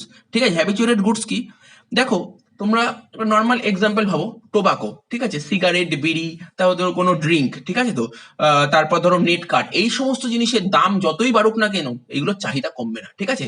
তো দেখেছো টোবাকো ওর দাম তো বেড়েই যাচ্ছে, তাহলে কি ওর চাহিদাটা কি কমে যাচ্ছে, চাহিদা বেড়ে যাচ্ছে, ঠিক আছে। তো সুতরাং মাথায় রাখবে টোবাকো, ড্রিঙ্ক, নেট কার্ড, এইগুলো এক্সাম্পল দিলাম, এইগুলোর দাম বাড়লেও চাহিদা বাড়বে। তো এই যে উদাহরণগুলো দিলাম এইগুলোর ক্ষেত্রে এই সমস্ত জিনিসের দাম বাড়লে চাহিদাটা বেড়ে যাবে। আর কি ধরো আরেকটা এটা বললাম শেয়ার বাজার। দেখো শেয়ার জিনিসটা কি, মানে আমরা জানি আমাদের এন্টিটি তিন ধরনের হয়, একটা এক মালিকানা কারবার, একটা পার্টনারশিপ বিজনেস মানে অংশীদারি কারবার, আর একটা হচ্ছে কোম্পানি। তো কোম্পানি যে তৈরি হয়, কোম্পানি তৈরি হয় শেয়ার আর ডিবেঞ্চার নিয়ে। তো শেয়ার যারা কেনে, কোম্পানির শেয়ার যারা কেনে তারা কোম্পানির মালিক হয়, আর কোম্পানি যা প্রফিট হয় তার কিছু একটা পোর্শন ভাগ শেয়ার হোল্ডাররা পেয়ে থাকে, ঠিক আছে। তো আর শেয়ার বাজারে, শেয়ার বাজার মানে শেয়ার মার্কেটে আমরা কি দেখতে পারি, এখন যদি কোনো শেয়ারের দাম বাড়তে থাকে তার মানে ফিউচারে শেয়ারের দাম আরো বাড়বে, এরকম একটা আশা করা হয়। তাই আজকে শেয়ারের দাম বাড়ছে বলে তাই আজকে অনেকেই শেয়ার কিনবে, ঠিক আছে। কিন্তু অপরদিকে আজকে যদি কোনো কোম্পানির শেয়ারের দাম কমে যায় তাহলে ফিউচারে শেয়ারের দাম আরো দাম কমবে, মানে ফিউচারে লস হবে, এই জন্য ওই কোম্পানির শেয়ার অনেকে কিনতে চায় না। তো এই যে জিনিসগুলো বললাম, তো এটাই হচ্ছে তোমার চাহিদা সূত্রের ব্যতিক্রমের মধ্যে পড়ে যাবে। এই সমস্ত কেসের ক্ষেত্রে দ্রব্যের দাম বাড়লে চাহিদা বাড়বে, দাম কমলে চাহিদা কমবে। তা আশা করি ব্যাপারটা কিছুটা হলেও ক্লিয়ার হয়েছে। এবার তোমাদের সামনে তুলে ধরবো নর্মাল গুডস আর ইনফিরিয়ার গুডস এর মধ্যে পার্থক্য, ঠিক আছে। নর্মাল গুডস মানে স্বাভাবিক দ্রব্যের সঙ্গে নিকৃষ্ট দ্রব্যের পার্থক্য।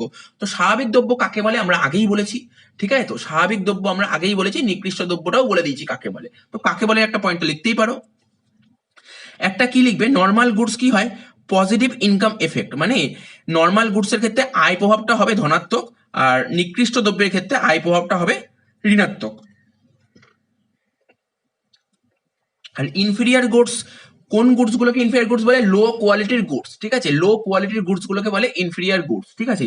আর নর্মাল গুডস কোনগুলো, ধরো বাসমতি রাইস, ঠিক আছে, এটা নর্মাল গুডস মানে উন্নত মানের দ্রব্য। আচ্ছা, তো normal goods price demand relation inverse, মানে দামের সঙ্গে চাহিদার সম্পর্কটা কি ইনভার্স মানে বিপরীতমুখী সম্পর্ক, ঠিক আছে। আর এখানে কি বলছে, প্রাইস আর ডিমান্ডের মধ্যে রিলেশনটা কি পজিটিভ, ঠিক আছে। গিভেন গুডস, ঠিক আছে, কি দেখলে একটা বাড়লে আর একটা বাড়ছে, প্রাইস বাড়লে ডিমান্ড বাড়ছে। তো আশা করি বুঝতে পেরেছো। এরপরে যে কোশ্চেনটা পড়বো সেটা হচ্ছে difference between inferior goods and Giffen goods, মানে নিকৃষ্ট দ্রব্যের সঙ্গে গিফেন দ্রব্যের পার্থক্য।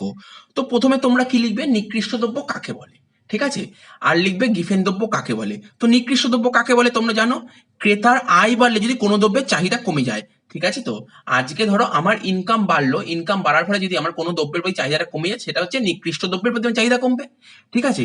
আর গিফেন গুডস কি, গিভেন গুডস কি জানি, কোনো দ্রব্যের দাম কমলে চাহিদা কমবে, দাম বাড়লে চাহিদা বাড়বে, এটাই তো গিভেন গুডস।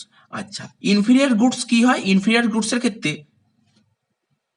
তো কি বলছিলাম, ইনফিরিয়ার গুডসটা কি হয়, ইনফিরিয়ার গুডস এর ক্ষেত্রে ইনকাম আর ডিমান্ডের মধ্যে কিরকম সম্পর্ক জানো, নেগেটিভ রিলেশন, ঠিক আছে। আর গিভেন গুডস এর ক্ষেত্রে কি হয়, প্রাইস আর ডিমান্ডের মধ্যে পজিটিভ সম্পর্ক। এইমাত্র বললাম গিভেন গুডস কি, প্রাইস বাড়লে ডিমান্ড বাড়বে, প্রাইস কমলে ডিমান্ড কমবে।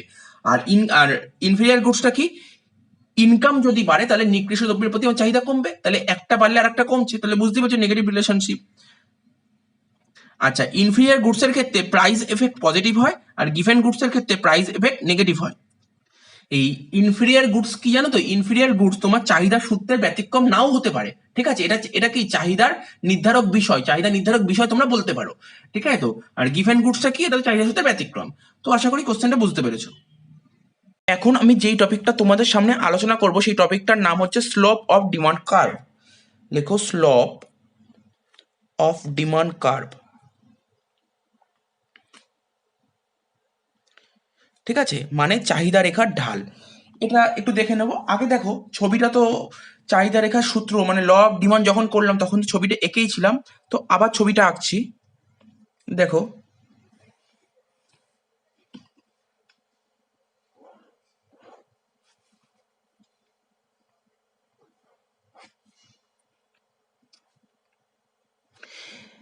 এটা একটা লেখচিত্র আঁকলাম, মানে গ্রাফ এক্স ও ওয়াই, এটা হচ্ছে একটা লেখচিত্র বা বলতে পারো একটা গ্রাফ। ঠিক আছে, এটা হচ্ছে এক্স অ্যাক্সিস আর এটা হচ্ছে ওয়াই অ্যাক্সিস। এক্স অ্যাক্সিসে কি দেখাই, আমরা দেখাই কোয়ান্টিটি। এক্স অ্যাক্সিসে আমরা দেখাই কোয়ান্টিটি, আর ওয়াই অ্যাক্সিসে কি দেখাই, প্রাইস দেখাই। ঠিক আছে তো, আর এটা ধরো আমার একটা ডিমান্ড কার্ভ ডিডি। ঠিক আছে তো, এইবার দ্রব্যের দাম, ঠিক আছে, প্রাইস, ধরো দ্রব্যের প্রাইস যখন ওপি, ঠিক আছে, দ্রব্যের দাম যখন ওপি, ঠিক আছে, আর চাহিদা তখন কত, চাহিদা তখন ও কিউ। ঠিক আছে, ও কিউ, দ্রব্যের দাম যখন ওপি, চাহিদা তখন ও কিউ।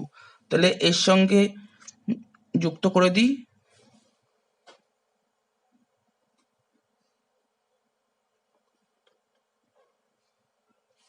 ঠিক আছে, দাগটা একটু বেঁকে গেছে, পয়েন্টিংটা একটু গন্ডগোল হয়ে গেছিল।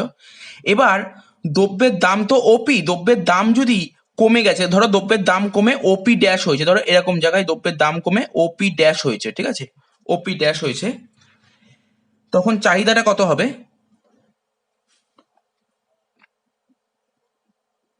চাহিদা ধরো হয়ে গেছে ও কিউ ড্যাশ। ঠিক আছে তো, তাহলে কি বললাম, দ্রব্যের দাম যখন ওপি, চাহিদা তখন ও কিউ। এবার দ্রব্যের দাম কমে ওপি ছিল, ওপি থেকে দাম কমে ওপি ড্যাশ হয়েছে, তখন তাহলে কি হবে, চাহিদাটা বাড়বে, চাহিদা ও কিউ থেকে বেড়ে ও কিউ ড্যাশ হবে।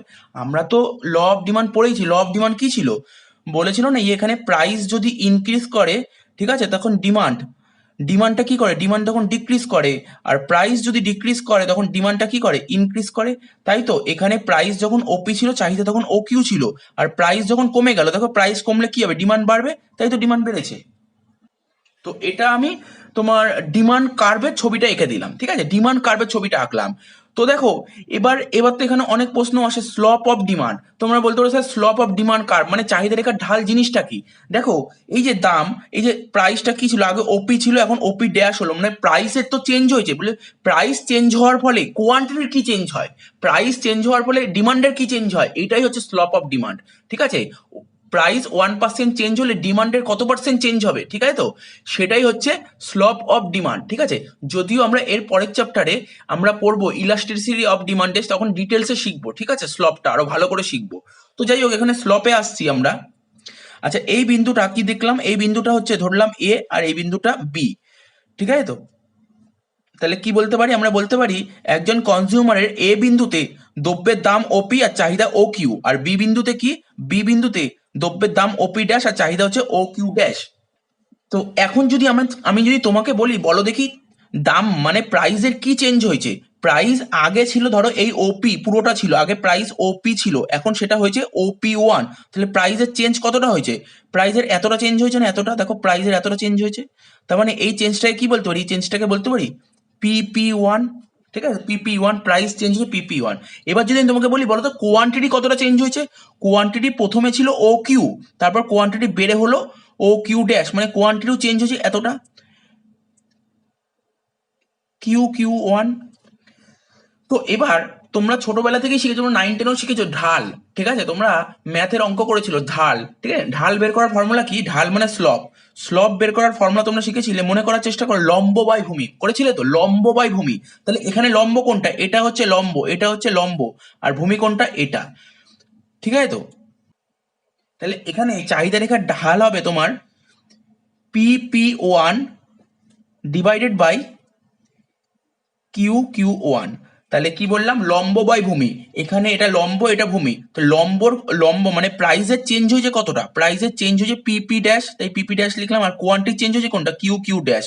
এই পিপি ড্যাশটাকে কি বললাম, প্রাইসের চেঞ্জ, প্রাইসের চেঞ্জটাকে আমরা বলতে পারি ডেল্টা পি, আর কোয়ান্টিটি চেঞ্জটাকে কি বলতে পারি, ডেল্টা কিউ।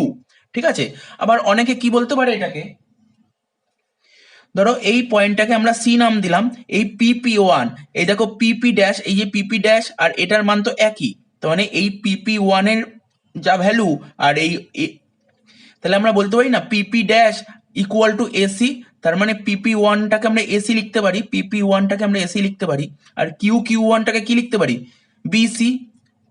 বিসি। তাহলে হয়ে গেল। তাহলে চাহিদা রেখার ঢাল কি বুঝতে পারলে? চাহিদা রেখার ঢাল, তোমার পরীক্ষায় যে শর্ট কোশ্চেন চাহিদা রেখার ঢাল কি, ঠিক আছে, তুমি তখন বলবে প্রাইসের 1% চেঞ্জ হওয়ার ফলে চাহিদার যত পার্সেন্ট চেঞ্জ হয় সেটাই হচ্ছে চাহিদা রেখার ঢাল। এবার চাহিদা রেখার ঢাল কি করে বের করতে হয়? লম্ব বাই ভূমি। লম্বর মানে তোমার প্রাইসের চেঞ্জ ডিভাইডেড বাই ডিমান্ড বা কোয়ান্টিটির চেঞ্জ। তো প্রাইসের চেঞ্জ হচ্ছে কোনটা? PP1, ঠিক আছে, PP1 মানে ডেল্টা পি, আর কোয়ান্টিটির চেঞ্জ কত? QQ1 মানে ডেল্টা কিউ। তাহলে আশা করি জিনিসটা ক্লিয়ার হলো চাহিদা রেখার ঢাল। হ্যাঁ, এবার একটা প্রশ্ন, চাহিদা রেখার ঢাল না, চাহিদা রেখার ঢাল অলওয়েজ নেগেটিভ হয়। এই যে আমি এই ঢাল করলাম, এই যে আমি ঢাল করলাম, এখানে একটা পাশে একটা মাইনাস সাইন দিতে হবে। কেন মাইনাস সাইন? তোমরা ভাবো প্রথমে প্রাইস ছিল ওপি, ধরো প্রাইস কি হয়েছে ওপি থেকে কমে ওপি ড্যাশ হলো। ধরো আগে কোনো দ্রব্যের দাম ছিল 100 টাকা, এখন সেই দ্রব্যের দাম 100 টাকা থেকে কমে 80 টাকা হলো। তাহলে দাম কত কমলো? 20 টাকা কমলো না? তার মানে কি মাইনাস হচ্ছে, ঠিক আছে। তাহলে দাম আগে ওপি ছিল, ওপি থেকে কমে এখন ওপি ড্যাশ হলো, মানে প্রাইসটা কমে আছে তাই নেগেটিভ হচ্ছে, এই জন্য এখানে নেগেটিভ দেবো। তাহলে কি দাম কমছে তাই তো চাহিদা বাড়ছে, দাম কমছে মানে চাহিদা বাড়ছে। তার মানে একটা নেগেটিভ আর একটা পজিটিভ। এবার তোমরা বলতে পারো স্যার যদি এরকম হয় দাম বাড়লে চাহিদা কমছে, তখন প্রাইসটা হয়ে যাবে পজিটিভ আর কোয়ান্টিটি হয়ে যাবে নেগেটিভ, তাহলে অ্যান্সার তো নেগেটিভই হবে। তাই আমাকে যদি বলে ডিমান্ড কার্ভ নেগেটিভ হয়, এখানে actually demand slope of demand curve এইটা দেবে মাইনাস ইকুয়াল টু দিয়ে লিখবে minus delta P by delta Q. তাহলে জিনিসটা বোঝা গেল। এবার আমি তোমাদেরকে পড়াবো লিনিয়ার ডিমান্ড কার্ভ, ঠিক আছে। কি বললাম? Linear demand curve, linear demand curve, ঠিক আছে। তো তো দেখো তোমাদের বইতে যেটা পাবে এর বাংলাটা বলে দিচ্ছি চাহিদা রেখার সমীকরণ, ঠিক আছে, চাহিদা রেখার সমীকরণ। এই লিনিয়ার লিনিয়ার ডিমান্ড কার্ভের একটা ফর্মুলা আছে, সেই ফর্মুলাটা বলছি তোমরা লিখে নাও। ফর্মুলাটা হচ্ছে QD, QD equal to A small A minus B ব্র্যাকেটে লিখলাম পি এক্স, ঠিক আছে। সব করার মানে বলে দিচ্ছি, হয়তো তোমাদের বইয়ে এই ফর্মুলাটা একটু অন্য থাকতে পারে, ঠিক আছে, তোমাদের বইয়ের ফর্মুলা অন্য থাকতে পারে। তো তোমাদের বইয়ের ফর্মুলা বলো আর এই ফর্মুলা একই জিনিস, কোনো চেঞ্জ নেই। তো দেখো এখানে প্রতিটা মানে আমি তোমাদের সামনে ক্লিয়ার করে দিচ্ছি, একটা করে মানে বলেছি। হ্যাঁ, লেখো কিউডি, কিউডি মানে আমরা কি বুঝতে পারছি? কিউডি, ঠিক আছে। তো এই কিউডি মানে হচ্ছে, কিউডি মানে লেখো ডিমান্ড ফর গুডস এক্স, ঠিক আছে, ডিমান্ড ফর গুডস এক্স, মানে গুডস এক্স মানে এক্স দ্রব্যের ডিমান্ড, ঠিক আছে। তো কিউডি মানে হচ্ছে এক্স দ্রব্যের চাহিদা।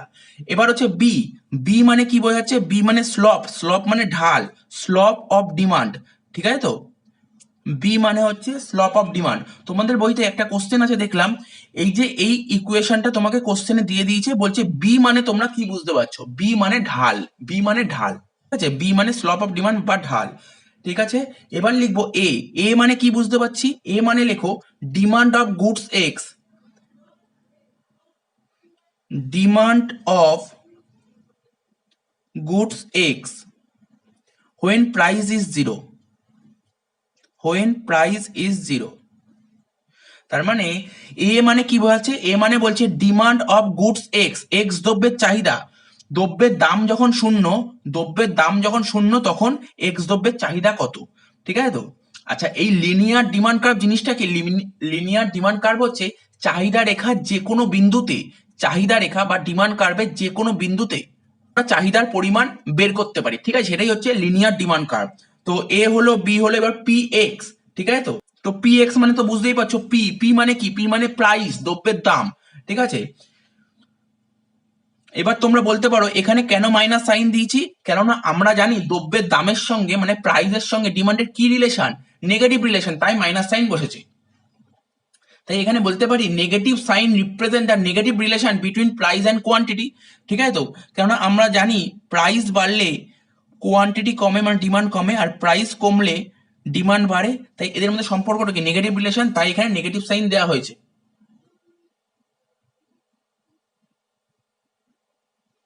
তো আমি এই জিনিসটাকে বোঝানোর জন্য একটা অঙ্ক তোমাদের সামনে তুলে ধরছি, তাহলে তোমরা ব্যাপারটা ভালো করে বুঝতে পারবে, ঠিক আছে। তো একটা অঙ্ক, একটা সাম লিখছি, দেখো কি লিখছি।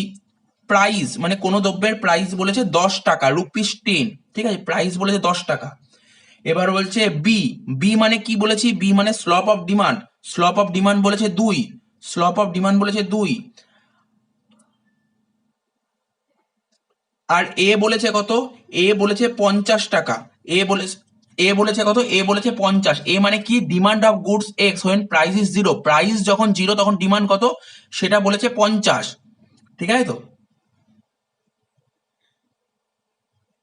তাহলে তোমাকে অ্যান্সারটা কি করে বের করবো, আমাকে বের করতে বলেছে কিউটি, কিউটি ফর্মুলা কি, এ মাইনাস বি ব্র্যাকেটে পি এক্স, ঠিক আছে তো। এ কত, এর মান ছিল 50, আচ্ছা বি, বির ঢাল হচ্ছে 2, আর পি এক্স কত, পি এক্স মানে এক্স দ্রব্যের দাম 10 টাকা, ঠিক আছে তো। তাহলে 50 থেকে 20 বাদ দিলে কত হয়, 50 থেকে 20 বাদ দিলে 30, তার মানে এটা কত বেরোলো 30। তো দেখো তোমরা এটা কত ধরে করলাম, মানে আমি এটা কোশ্চেনটা করলাম 10, এখানে 10 নিয়েছি বলে, এখানে 10 নিয়েছি বলে, ভালো করে দেখো পি, ঠিক আছে তো, পির মান 10 নিয়েছি, মানে দ্রব্যের দাম যখন 10 নিয়েছি তখন আমার চাহিদা বেরোলো 30। এবার তোমরা এটা অল্টারনেটিভ করে দেখতে পারো, 10-এর জায়গায় যদি ধরো এটা যদি আমি 0 ধরে করতাম, আমি যদি পি যদি 0 ধরে করি তাহলে কি হবে, অ্যান্সারটা কি হবে দেখো, এ তো 50ই বলে দিয়েছে, তার মানে ঢাল হচ্ছে 2 ইন্টু 0, তাহলে 50 মাইনাস 0 করলে কত হচ্ছে, 50ই হচ্ছে, ঠিক আছে তো। তার মানে কি বুঝতে পারি, দুটো কম্পেয়ার করছি, দেখো এখানে লিখে দিচ্ছি পাশে, পির ভ্যালু যখন 10, ঠিক আছে, পির ভ্যালু যখন 10 তখন ডিমান্ড কত বেরোলো, পির ভ্যালু যখন 10 তখন ডিমান্ড বেরোলো 30, ঠিক আছে। এবার পির ভ্যালু যখন 0 তখন ডিমান্ড বেরোলো কত, 50। তার মানে কি বুঝতে পারলে, আমরা এটাই বুঝতে পারলাম যে দাম যদি কমে, প্রাইস যদি কমে, ঠিক আছে, তখন চাহিদা কি হবে, চাহিদা বাড়ছে। দেখো প্রাইস 10 থেকে কমে 0 হলো, তাহলে চাহিদা 30 থেকে বাড়ছে, ঠিক আছে তো। তার মানে একটা কমলে আরেকটা বাড়বে, তাহলে বুঝতে পারলে, লিনিয়ার ডিমান্ড কার্ভও বুঝিয়ে দিলাম। দেখো এরপরে যেই টপিকটা তোমাদের সামনে আলোচনা করব সেটা হচ্ছে ইনকাম অ্যান্ড ডিমান্ড রিলেশনশিপ। তো তোমরা সবাই জানো, আমি এই ভিডিওতেই কিছুক্ষণ আগে আমরা বললাম, যখন বললাম ডিটারমিনেন্টস অফ ডিমান্ড, তখন কি বলেছিলাম, ডিমান্ড কি কি বিষয়ের উপর ডিপেন্ড করে, সেখানে একটা মানি ইনকামের কথা বলেছিলাম। সেখানে কি দেখেছিলে, ইনকাম যত বাড়ছিল ডিমান্ড তত বাড়ছিল, আর ইনকাম যত কমছিল ডিমান্ড তত কমছিল। তো এই ইনকাম আর ডিমান্ড রিলেশনশিপটা আমরা দুটো দিক থেকে দেখতে পারি, ঠিক আছে, অর্থাৎ দুটো গুডসের ক্ষেত্রে আমরা দেখতে পারি, একটা নর্মাল গুডস আর একটা ইনফেরিয়ার গুডস। তো নর্মাল গুডস জিনিসটা কি, নর্মাল গুডসকে আমরা বলি স্বাভাবিক দ্রব্য, আর ইনফেরিয়ার গুডসকে আমরা কি বলি, নিকৃষ্ট দ্রব্য। তো নর্মাল গুডস তো আমরা দেখেইছি, আর ইনফেরিয়ার গুডস খুব কম দেখেছি, তবু দুটোর উদাহরণই আমরা দিয়ে দিচ্ছি। প্রথমে বলছি কি নর্মাল গুডস কাকে বলে, মানে স্বাভাবিক দ্রব্য কাকে বলে, যে সমস্ত দ্রব্যের ক্ষেত্রে ক্রেতার আয় বাড়লে ক্রেতার চাহিদার পরিমাণ বাড়ে। এমন অনেক দ্রব্য আছে, আর যদি আমার ইনকাম বেড়ে যায় তাহলে সেই দ্রব্যের প্রতি আমার চাহিদা বেড়ে যাবে, ঠিক আছে, এটা হচ্ছে স্বাভাবিক দ্রব্য বা বলতে পারো নর্মাল গুডস। তো কি বলছে, they are such goods which have positive relationship between income and quantity of purchase. তো কি বললাম, ইনকাম বাড়লে ডিমান্ড বাড়বে, ইনকাম কমলে ডিমান্ড কমবে। That is if income of a consumer increases then demand of goods also decrease and vice and versa. তো normal goods বললাম, এবার বলবো ইনফেরিয়ার গুডস। ইনফেরিয়ার গুডস মানে হচ্ছে নিকৃষ্ট দ্রব্য, মানে নিম্নমানের দ্রব্য। তো এই জিনিসটা কি, ধরো আজকে আমার ইনকাম বেড়ে গেছে, ইনকাম বেড়ে গেলেও আমি যেই সমস্ত দ্রব্য কিনতে চাইবো না, ঠিক আছে, সেটা হচ্ছে তোমার ইনফেরিয়ার গুডস। বলছে যে সমস্ত দ্রব্যের ক্ষেত্রে ক্রেতার আয় বাড়লেও ক্রেতার চাহিদার পরিমাণ কমে তাকে নিকৃষ্ট দ্রব্য বলে। যেমন আমি উদাহরণ বলেছিলাম, আর যদি আমার ইনকাম বেড়ে যায় তাহলে আমরা কি করব, ডালডার পরিবর্তে ঘি খাবো, ঠিক আছে, ডালডা, এখানে ডালডাটা হচ্ছে আমার নিকৃষ্ট দ্রব্য। বা আরেকটা মাছের উদাহরণ বলেছিলাম, যখন ধরো একজন কনজিউমারের ইনকাম কম থাকে, সে একটু নিম্ন ধরনের মাছ খাবে, ঠিক আছে, কিন্তু ইনকাম যদি বেড়ে যায়, ঠিক আছে, ইনকাম যদি বেড়ে যায় ও কি নিম্ন ধরনের মাছ খাবে না, ও আগের তুলনায় একটু ভালো মাছ খাওয়ার চেষ্টা করবে। তার মানে কি বুঝতে পারলে, ইনকাম যদি বেড়ে যায় তখন সেই নিম্ন ধরনের মাছ খাওয়া বন্ধ করে দেবে। তাহলে কি বুঝতে পারলে, আগে নিম্ন ধরনের মাছ খাচ্ছিল, তার লো কোয়ালিটির মাছ আগে খাচ্ছিল, কিন্তু এখন তো আর লো কোয়ালিটির মাছ খাবে না, ইনকাম বেড়ে গেছে। আশা করি বুঝতে পেরেছো ইনফেরিয়ার গুডস জিনিসটা কি। আমি আবার বলছি, ধরো একজন কনজিউমার আগে ওর ইনকামটা কম ছিল বলে বাজার থেকে লো কোয়ালিটির মাছ খেত, মানে কম দামে সস্তা মাছ খেত, ঠিক আছে, এখন যদি ইনকাম বেড়ে যায় তাহলে নিশ্চয়ই ও সস্তা মাছ খাবে না, ও একটু দামি মাছ খাওয়ার চেষ্টা করবে। তার মানে লো কোয়ালিটির মাছের ডিমান্ডটা কমে যাচ্ছে, ইনকাম বেড়ে যাচ্ছে, তো ইনকাম বেড়ে গেলে ওর ডিমান্ডটা কমে যাচ্ছে। এটা হচ্ছে তোমার ইনফেরিয়ার গুডস। তো কি বলছে, there is negative relationship between income and demand of inferior goods, অর্থাৎ ইনকাম আর ডিমান্ডের মধ্যে তোমার নেগেটিভ রিলেশন, ঠিক আছে, নেগেটিভ রিলেশন মানে ইনকাম বাড়ছে ডিমান্ড কমছে, ইনকাম কমছে ডিমান্ড বাড়ছে। If income of a consumer increases then its quantity purchase decreases as the consumer will now shift the superior quality goods and vice and versa. তো এই জিনিসটা না তোমাদের একটা ছবি এঁকে ব্যাপারটা বুঝিয়ে দিচ্ছি, ঠিক আছে? তো দেখো, বুঝতে পারবে। তো এটা বলছিলাম, কি বলছিলাম, এই যে নর্মাল গুডসের ডায়াগ্রামটা কেমন হবে এটা ছবি এঁকে দেখিয়ে দেবো বলছিলাম, সেটাই এখন তোমাদের সামনে দেখাচ্ছি, ঠিক আছে? তো তো নর্মাল গুডস এখানে লিখছি, ধরো নর্মাল গুডস, এখানে লিখলাম নর্মাল গুডস। নর্মাল গুডসের কথাটা কি বললাম, মানি, ঠিক আছে? মানি, মানি মানে হচ্ছে এখানে এম মানে হচ্ছে ক্রেতার আয়, ক্রেতার আয় যদি বেড়ে যায় ডিএক্স, ডিএক্সও বেড়ে যাবে, মানে ক্রেতার আয় যদি বেড়ে যায় তাহলে চাহিদা বেড়ে যাবে। আর এম, এম ডিক্রিজ, ঠিক আছে? তো মানে হচ্ছে ক্রেতার আয় যদি কমে যায় তাহলে চাহিদা কমে যাবে। এটা হচ্ছে নর্মাল গুডসের ক্ষেত্রে। এটা একটা ছবি এঁকে দেখিয়ে দিচ্ছি, দেখো ছবিটা হাতেই আঁকছি। এটা হচ্ছে আমাদের একটা রেখাচিত্র, এক্স ও ওয়াই, এটা রেখাচিত্র। তো এই দিকে আমরা কি দেখাই, এই দিকে দেখাই এক্স অ্যাক্সিসে আমরা কোয়ান্টিটি শো করি আর ওয়াই অ্যাক্সিসে প্রাইস শো করি। ধরো আমাদের একটা ডিমান্ড কার্ভ ছিল, এই ধরো এটা একটা ডিমান্ড কার্ভ ছিল, এটা ডিডি, ঠিক আছে? ডিডি। আমি কি উদাহরণ তৈরি করার চেষ্টা করছি, আমি উদাহরণ তৈরি করার চেষ্টা করছি যদি ক্রেতার আয় বেড়ে যায়, কি বললাম, যদি ক্রেতার আয় বেড়ে যায় তাহলে কি হবে, আমি কি বললাম, ক্রেতার আয় বেড়ে গেলে চাহিদা বেড়ে যাবে, তাহলে ডিমান্ড কার্ভ এখানে, নর্মাল ডিমান্ড কার্ভ এখানে, আর ক্রেতার আয় বেড়ে গেলে কি হবে, চাহিদা বেড়ে যাবে মানে ওপরের দিকে চলে যাবে, ঠিক আছে? আর যদি বল চাহিদা কমে যাবে তখন নিচের দিকে আসতো। এটা হচ্ছে ডি ডি ড্যাশ, ঠিক আছে? ও, আর এখানে ধরো, আর এখানে আরেকটা কথা বলছি, এই যে আমি যে কন্ডিশনটা বোঝাচ্ছি, মনে করছি যে দ্রব্যের দাম ফিক্সড, দ্রব্যের দাম চেঞ্জ হবে না, ঠিক আছে? তো তো দ্রব্যের দাম ধরো এই ফিক্স ছিল ওপি, ঠিক আছে? তো আর চাহিদা ধরো এরকম হয়েছিল, ঠিক আছে? তো তারপরেও এরকম হবে। তাহলে বুঝতে পারলে ছবিটা কেমন হলো। এটা ও কিউ আর এটা ও কিউ ড্যাশ। দ্রব্যের দাম ওপি, দাম যখন ওপি, ঠিক আছে, তখন চাহিদা ছিল ও কিউ, ঠিক আছে? তো এবার দাম আগেও ওপি ছিল, এবার দাম তো বাড়েনি, দাম যা ছিল তাই আছে, মানে দাম ওপি আছে, তাহলে চাহিদা কি হবে, চাহিদা এখন বাড়বে না কমবে? পয়েন্ট ছিল ক্রেতার আয় বেড়ে গেছে তাহলে চাহিদা বাড়বে, ঠিক আছে? নর্মাল গুডসের ক্ষেত্রে। এবার তোমরা বলতে পারো স্যার অপোজিট উদাহরণ দিন, একটা ধরুন মানি ইনকাম, ক্রেতার আয় যদি কমে যায় তাহলে কি হবে, দেখো এটা একটা চাহিদা রেখা, এই দেখো এক্স ও ওয়াই রেখাচিত্র, এখানে হবে কোয়ান্টিটি, এখানে হবে ডিমান্ড, সরি এখানে হবে প্রাইস। তো দ্রব্যের দাম যখন ওপি, চাহিদা তখন ও কিউ, ঠিক আছে?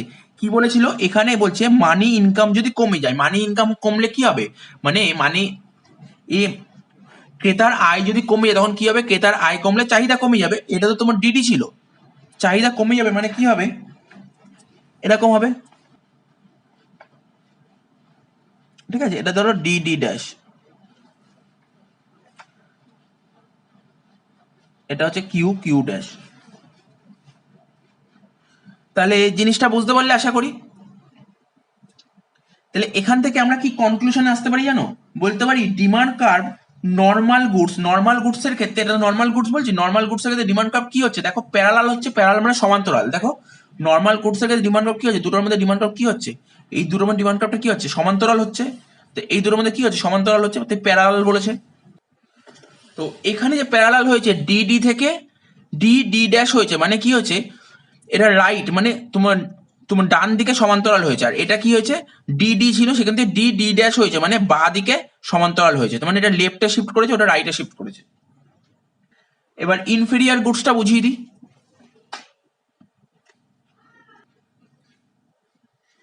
তো ইনফেরিয়ার গুডসটা বুঝিয়ে দিই,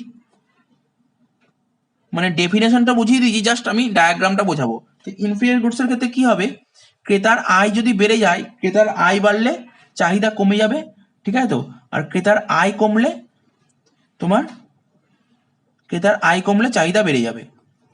তো দেখো ডায়াগ্রামটা দেখো, একই রকমের ডায়াগ্রাম হবে, ডায়াগ্রামে সেরকম কিছু চেঞ্জ হবে না, দুটো ডায়াগ্রাম পাশাপাশি আঁকার চেষ্টা করছি তাহলে তোমাদের যাতে বুঝতে সুবিধা হবে, ঠিক আছে? তো এক্স ও ওয়াই এটা হচ্ছে একটা কার্ভ, এটা হচ্ছে তোমার এক্স ও ওয়াই কার্ভ, এইদিকে প্রাইস, এইদিকে কোয়ান্টিটি, এইদিকে প্রাইস আর এইদিকে কোয়ান্টিটি। তো ধরো ডিমান্ড কার্ভ, এই যে ডিমান্ড কার্ভ, এটা একটা ডিমান্ড কার্ভ মানে ডিডি, ঠিক আছে। আর এখানেও কিন্তু প্রাইস ফিক্সড, প্রাইস কিন্তু চেঞ্জ হবে না, প্রাইস ফিক্সডই আছে। তো ধরো প্রাইস যখন ফিক্সড, এই ধরো এরকম একটা হয়েছে, তার মানে দ্রব্যের দাম যখন ওপি, চাহিদা তখন ও কিউ। কি বলেছে? ক্রেতার আয় যদি বেড়ে যায় তখন চাহিদা কমে যাবে। আমি এটা উদাহরণটা দিচ্ছি, ক্রেতার আয় বেড়ে গেছে, ঠিক আছে, ক্রেতার আয় বেড়ে তখন চাহিদা কমবে, তখন ডিডি ছিল, চাহিদা কমবে মানে লেফটে শিফট করবে, ঠিক আছে, মানে ডি ডি ড্যাশ। তো এরকম হচ্ছে, এটা কি হচ্ছে কিউ কিউ ড্যাশ। কারণ এটা বুঝতে পারলে। আর এখানটায় যদি করি, এটা চাহিদা রেখা ডিডি, ঠিক আছে। তো দ্রব্যের দাম যখন ওপি, চাহিদা তখন ও কিউ, ঠিক আছে। আর এটা কি বলছে? ক্রেতার আয় কমবে, ক্রেতার আয় কমলে কি হবে? চাহিদা বাড়বে, তার মানে চাহিদা বাড়বে মানে রাইটে শিফট করবে, ঠিক আছে, রাইটে শিফট হবে। তো এটাকে বলছে ডি ডি ড্যাশ। তখন দেখো এরকম হয়ে যাবে, কারণ ক্রেতার দ্রব্যের দাম তো ফিক্সড আছে, ঠিক আছে। তো এটা কিউ কিউ ড্যাশ।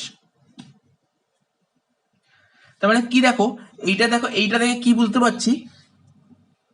এখানে বুঝতে পারছি যে মানে এটা এই চিত্রে, এই ডায়াগ্রামে কি বুঝতে পারছি, এই ডায়াগ্রামে কি বুঝতে, এই ডায়াগ্রামে দেখো ডিডি আর ডিডি ড্যাশ, ঠিক আছে। তো ডিডি আর ডিডি ড্যাশ হচ্ছে তোমার প্যারালাল, তোমার সমান্তরাল হয়েছে। আর এখানেও সমান্তরাল হয়েছে।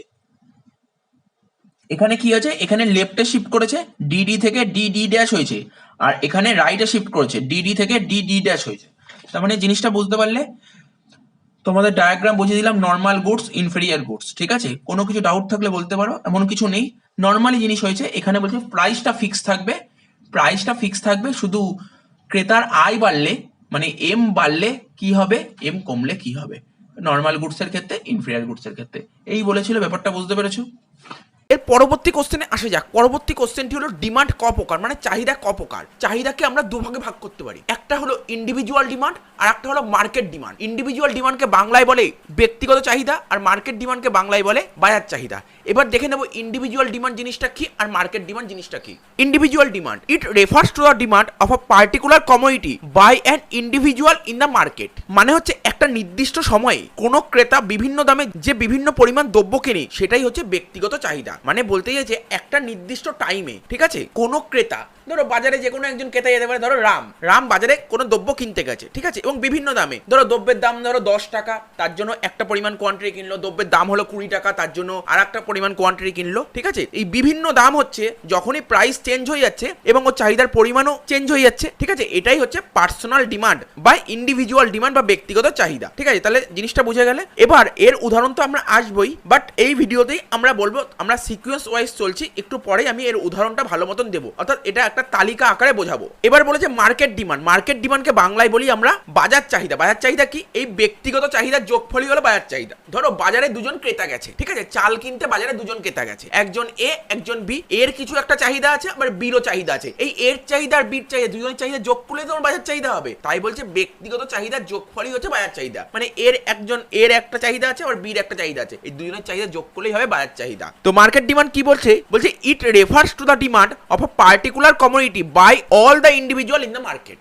তো যখনই আমরা এই টপিকটা আলোচনা করছি তখন আমরা বলেই দিই না ব্যক্তিগত চাহিদা বা ইন্ডিভিজুয়াল ডিমান্ড কি কি বিষয়ের উপর ডিপেন্ড করে। দেখো কয়েকটা পয়েন্ট শুনে নাও। প্রাইস অফ দ্য কমোডিটি, ঠিক আছে, প্রাইস অফ দ্য কমোডিটি মানে দ্রব্যের দাম বলতে পারো। তারপর বলছে ইনকাম অফ দ্য পারচেজার, ঠিক আছে, যে দ্রব্যটা কিনছে তার ইনকাম। তারপর বলছে পার্সন টেস্ট অ্যান্ড হ্যাবিটস, অর্থাৎ ক্রেতার রুচি ও পছন্দ বলতে পারো। তো এই তিনটে পয়েন্ট তোমরা লিখতেই পারো। তাহলে কি কি বললাম? বললাম প্রাইস অফ দ্য কমোডিটি, বললাম ইনকাম অফ দ্য পারচেজার, আর বললাম পার্সন টেস্ট অ্যান্ড হ্যাবিট। এর পরের কোশ্চেনে আসা যাক। পরের কোশ্চেনটা হচ্ছে বাজার চাহিদা কি কি বিষয়ের উপর ডিপেন্ড করে, অর্থাৎ ডিটারমিনেন্টস অফ মার্কেট ডিমান্ড। কি বলছে শোনো, price of the product, price of related goods, consumer income, consumer taste and preference, advertisement expenditure, consumer expectation, population of the country. তাহলে কি কি বললাম? মার্কেট ডিমান্ড কি কি বিষয়ের উপর ডিপেন্ড করে? Price of the product, price of related goods, consumer income, consumer taste and preference, advertisement expenditure, consumer expectation আর পপুলেশন অফ দ্য কান্ট্রি। মানে বলছে প্রোডাক্টের প্রাইস মানে দ্রব্যের দাম, কনজিউমার ইনকাম মানে বুঝতেই পারছো ভোক্তার আয়, কনজিউমার টেস্ট অ্যান্ড প্রেফারেন্স মানে হচ্ছে ক্রেতার রুচি পছন্দ, অ্যাডভার্টাইজমেন্ট এক্সপেন্ডিচার মানে বিজ্ঞাপন খরচ, কনজিউমার এক্সপেকটেশন মানে ক্রেতার আশা আশা বা প্রত্যাশা বলতে পারো, পপুলেশন অফ দ্য কান্ট্রি মানে দেশের জনসংখ্যা, এই সমস্ত বিষয়ের উপরে ডিপেন্ড করে। তো হলো, এবার আমরা কি পড়বো, চাহিদা তালিকা জিনিসটা কি। চাহিদা তালিকাকে আমরা ইংরেজিতে বলি ডিমান্ড শিডিউল। ডিমান্ড শিডিউল জিনিসটা কি, দেখো একটা নির্দিষ্ট সময়ে বিভিন্ন দামে, বারবার বলছি দামটা বিভিন্ন হবে, ঠিক আছে, বিভিন্ন দামে যে বিভিন্ন পরিমাণ চাহিদা হয় সেটা যদি একটা তালিকার আকারে প্রকাশ করে, মানে লিস্ট বা শিডিউল আকারে প্রকাশ করে, সেটাই হচ্ছে তোমার চাহিদা তালিকা। তাহলে কি বললাম, একটা নির্দিষ্ট সময়ে বিভিন্ন দামে যে বিভিন্ন পরিমাণ চাহিদা হয় তা যদি একটা তালিকার মাধ্যমে প্রকাশ করে, সেটাই হচ্ছে চাহিদা তালিকা। এই চাহিদা তালিকাকে আমরা দুভাগে ভাগ করতে পারি, একটা তোমার ব্যক্তিগত চাহিদা তালিকা আর একটা হচ্ছে তোমার বাজার চাহিদা তালিকা, ঠিক আছে। আরে বাবা, ব্যক্তিগত চাহিদা বললাম কিছুক্ষণ আগে, ইন্ডিভিজুয়াল ডিমান্ড বললাম না, সেই ইন্ডিভিজুয়াল ডিমান্ডটা যখন তালিকা আকারে প্রকাশ করবে সেটাই হবে তোমার ব্যক্তিগত চাহিদা তালিকা, আর মার্কেট ডিমান্ডটা যখন তালিকা আকারে প্রকাশ করবে সেটাই হয়ে যাবে তোমার বাজার চাহিদা তালিকা। তো দেখো, ইন্ডিভিজুয়াল ডিমান্ড শিডিউল কি বলছে, it is a list which represent about how much quantity demand is demanded by an individual at various possible price. তাহলে কি বলছে, একটা নির্দিষ্ট সময়ে কোনো দ্রব্যের বিভিন্ন দামে কোনো ক্রেতা যে পরিমাণ দ্রব্য কেনে তা যদি একটা তালিকা আকারে প্রকাশ করা হয়, সেটাই হচ্ছে ব্যক্তিগত চাহিদা তালিকা। ওই দেখো, একই কথা বলেছে, মানে ব্যক্তিগত চাহিদা কাকে বলে, সেই ব্যক্তিগত চাহিদা থেকেই প্রকাশ করেছে ব্যক্তিগত চাহিদা তালিকা, মানে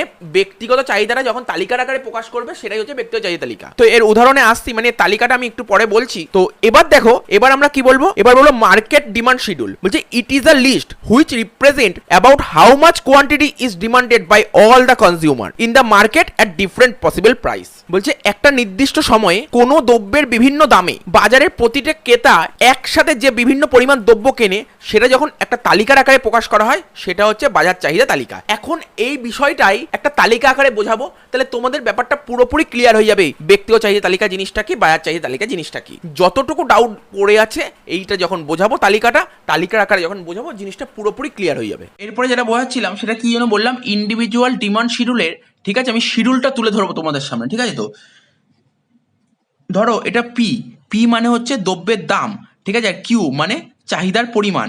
তার মানে ধরো বাজারে একজন ক্রেতা গেছে, তার নাম হচ্ছে মিস্টার রাম, 10 টাকা দিয়ে, ঠিক আছে, যখন দ্রব্যের দাম ছিল 10 টাকা, তখন সেই দ্রব্যের চাহিদা ছিল ওর 2, ঠিক আছে। দ্রব্যের দাম কমে গেছে, 10 থেকে 8 হয়েছে, তখন কি হবে, আমরা জানি দাম কমলে চাহিদা বাড়ে, তাই 2 থেকে এখন 3 হয়েছে, দাম 8 ছিল এখন 12 হয়ে গেছে, তার মানে কি দাম বেড়ে গেছে, ঠিক আছে। দাম আবার বেড়ে গেছে, দাম বেড়ে গেছে, তাহলে কি হয়, দাম বেড়ে গেলে কি হয়, চাহিদা কমে যায়। তাহলে শিডিউলটা বুঝতে পেরেছো, ঠিক আছে। এটা হচ্ছে ইন্ডিভিজুয়াল ডিমান্ডের শিডিউল, নর্মাল যেটা শিডিউল তোমরা ডিমান্ড কার্ভে করেছো।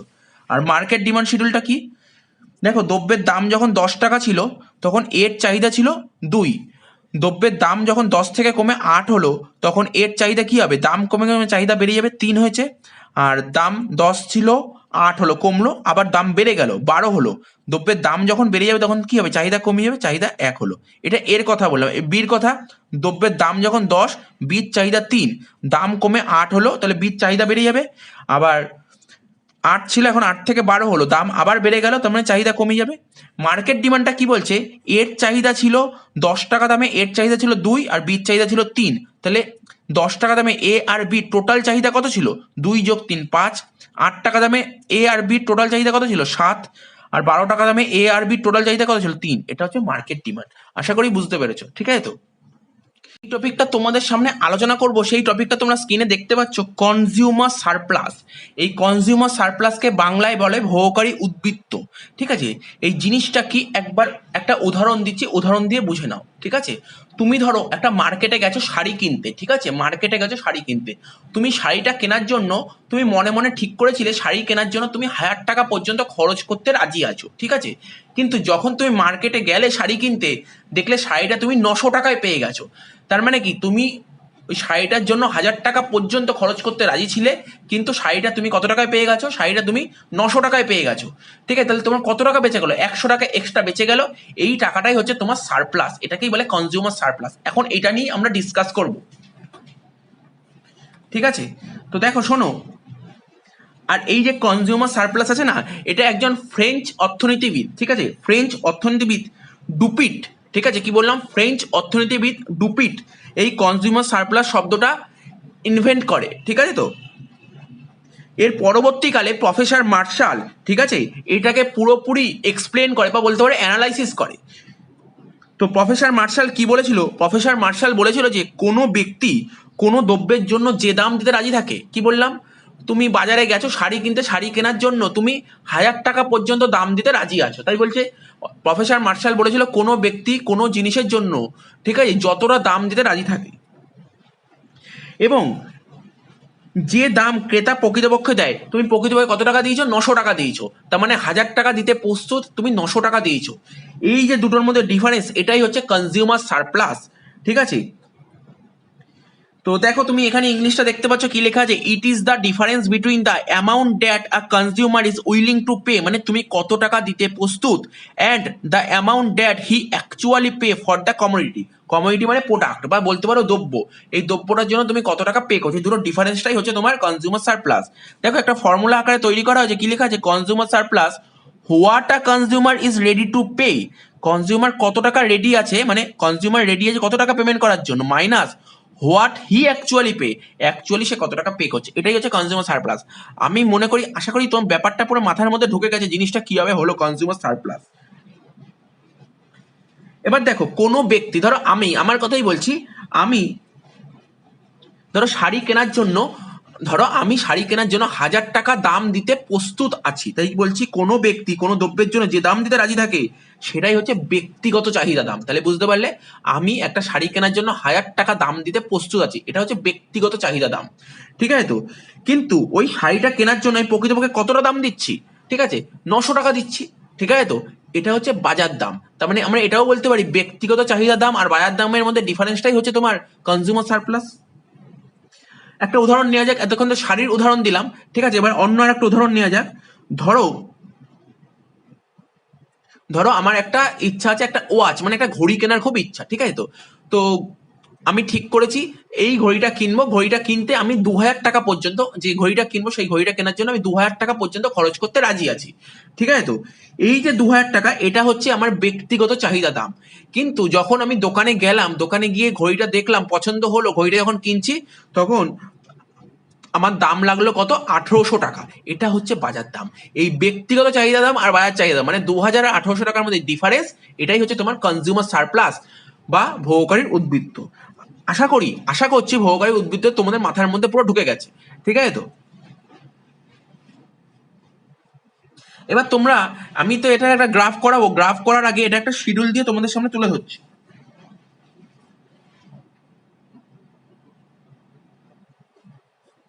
দেখো শিডিউলটা দেখো, যে কোনো কমোডিটি হতে পারে, আমি কোনো কমোডিটির নাম বলি, যে কোনো কমোডিটি হতে পারে। তুমি যখন পার্টিকুলার ওই কমোডিটিটা একটা ইউনিট ইউজ করছো, ঠিক আছে, পার্টিকুলার ওই কমোডিটি যখন তুমি একটা ইউনিট ইউজ করছো, আর এখানে M U X, M U মানে আমরা আগেই জানি এম ইউ মানে মার্জিনাল ইউটিলিটি, এর বাংলা হচ্ছে প্রান্তিক উপযোগ, যেটা কিনা আমরা দামে প্রকাশ করব। ঠিক আছে, তুমি যখন পার্টিকুলার কোনো কমোডিটি একটা ইউনিট ইউজ করছো, তখন তুমি তার জন্য 80 টাকা দাম দিতে প্রস্তুত। কি বললাম? 80 টাকা দাম দিতে প্রস্তুত। কিন্তু কিন্তু তুমি যখন বাজারে যখন সেই দ্রব্যটা যখন তুমি হাতে পাচ্ছ, তখন তোমায় কত টাকা দাম দিতে হচ্ছে? সেট এই পি এক্স মানে দ্রব্যের দাম 30 টাকা দাম দিতে হচ্ছে। তুমি 80 টাকা দিতে প্রস্তুত, 30 টাকা দিতে হচ্ছে, কত টাকা এক্সট্রা হাতে বেঁচে গেল? 50 টাকা। এটাই হচ্ছে কনজিউমার সারপ্লাস। এবার 2 নম্বর ইউনিট, আমি কিছুক্ষণ আগেও বলেছিলাম যে আমরা যখন এই চ্যাপ্টারটা পড়ছি সেখানে মার্জিনাল নিয়ে কিছুটা বোঝালাম। মার্জিনাল ইউটিলিটি জিনিসটা কি? যত আমরা ইউজ করতে থাকবো আস্তে আস্তে মার্জিনাল ইউটিলিটি আমার কমতে থাকবে। ঠিক আছে, মার্জিনাল ইউটিলিটি আস্তে আস্তে কমতে থাকবে। কারণ এটা কে বলে? এটা হচ্ছে তোমার প্রফেসর মার্শাল বলেছে law of diminishing marginal utility. ঠিক আছে, তো মার্জিনালটি আস্তে আস্তে কমবে। দেখো প্রথমে 80, প্রথম ইউনিটের জন্য আমি 80 দাম দিতে প্রস্তুত, দ্বিতীয় ইউনিটের জন্য কত, 70 দাম দিতে প্রস্তুত, তৃতীয়র জন্য কত, 60 দিতে প্রস্তুত, চতুর্থের জন্য কত, 50 দিতে প্রস্তুত। ঠিক আছে, পঞ্চমের জন্য কত, 40 দিতে প্রস্তুত, 60-এর জন্য 30। ঠিক আছে, তো সরি 6-এর জন্য 30, 7-এর জন্য 20 আর 8-এর জন্য 10। তার মানে বুঝতে পারছো তো, আস্তে আস্তে মার্জিনালি তোমার কমতে থাকছে। তো দেখো আর দাম তো ফিক্সড, তুমি যতই নাও না কেন 30 টাকা করেই দাম। তো এখানে যদি হয় তাহলে কনজিউমার সারপ্লাস কত, 40। 70 টাকা দাম দিতে প্রস্তুত, 30 টাকা দিচ্ছ, 40 টাকা কনজিউমার সারপ্লাস। 60 টাকা দাম দিতে প্রস্তুত, 30 টাকা দিচ্ছ, 30 টাকা সারপ্লাস। 50 টাকা দাম দিতে প্রস্তুত, 30 টাকা দিচ্ছ, 20 টাকা সারপ্লাস। 40 টাকা দাম দিতে প্রস্তুত, 30 টাকা দিচ্ছ, 10 টাকা সারপ্লাস।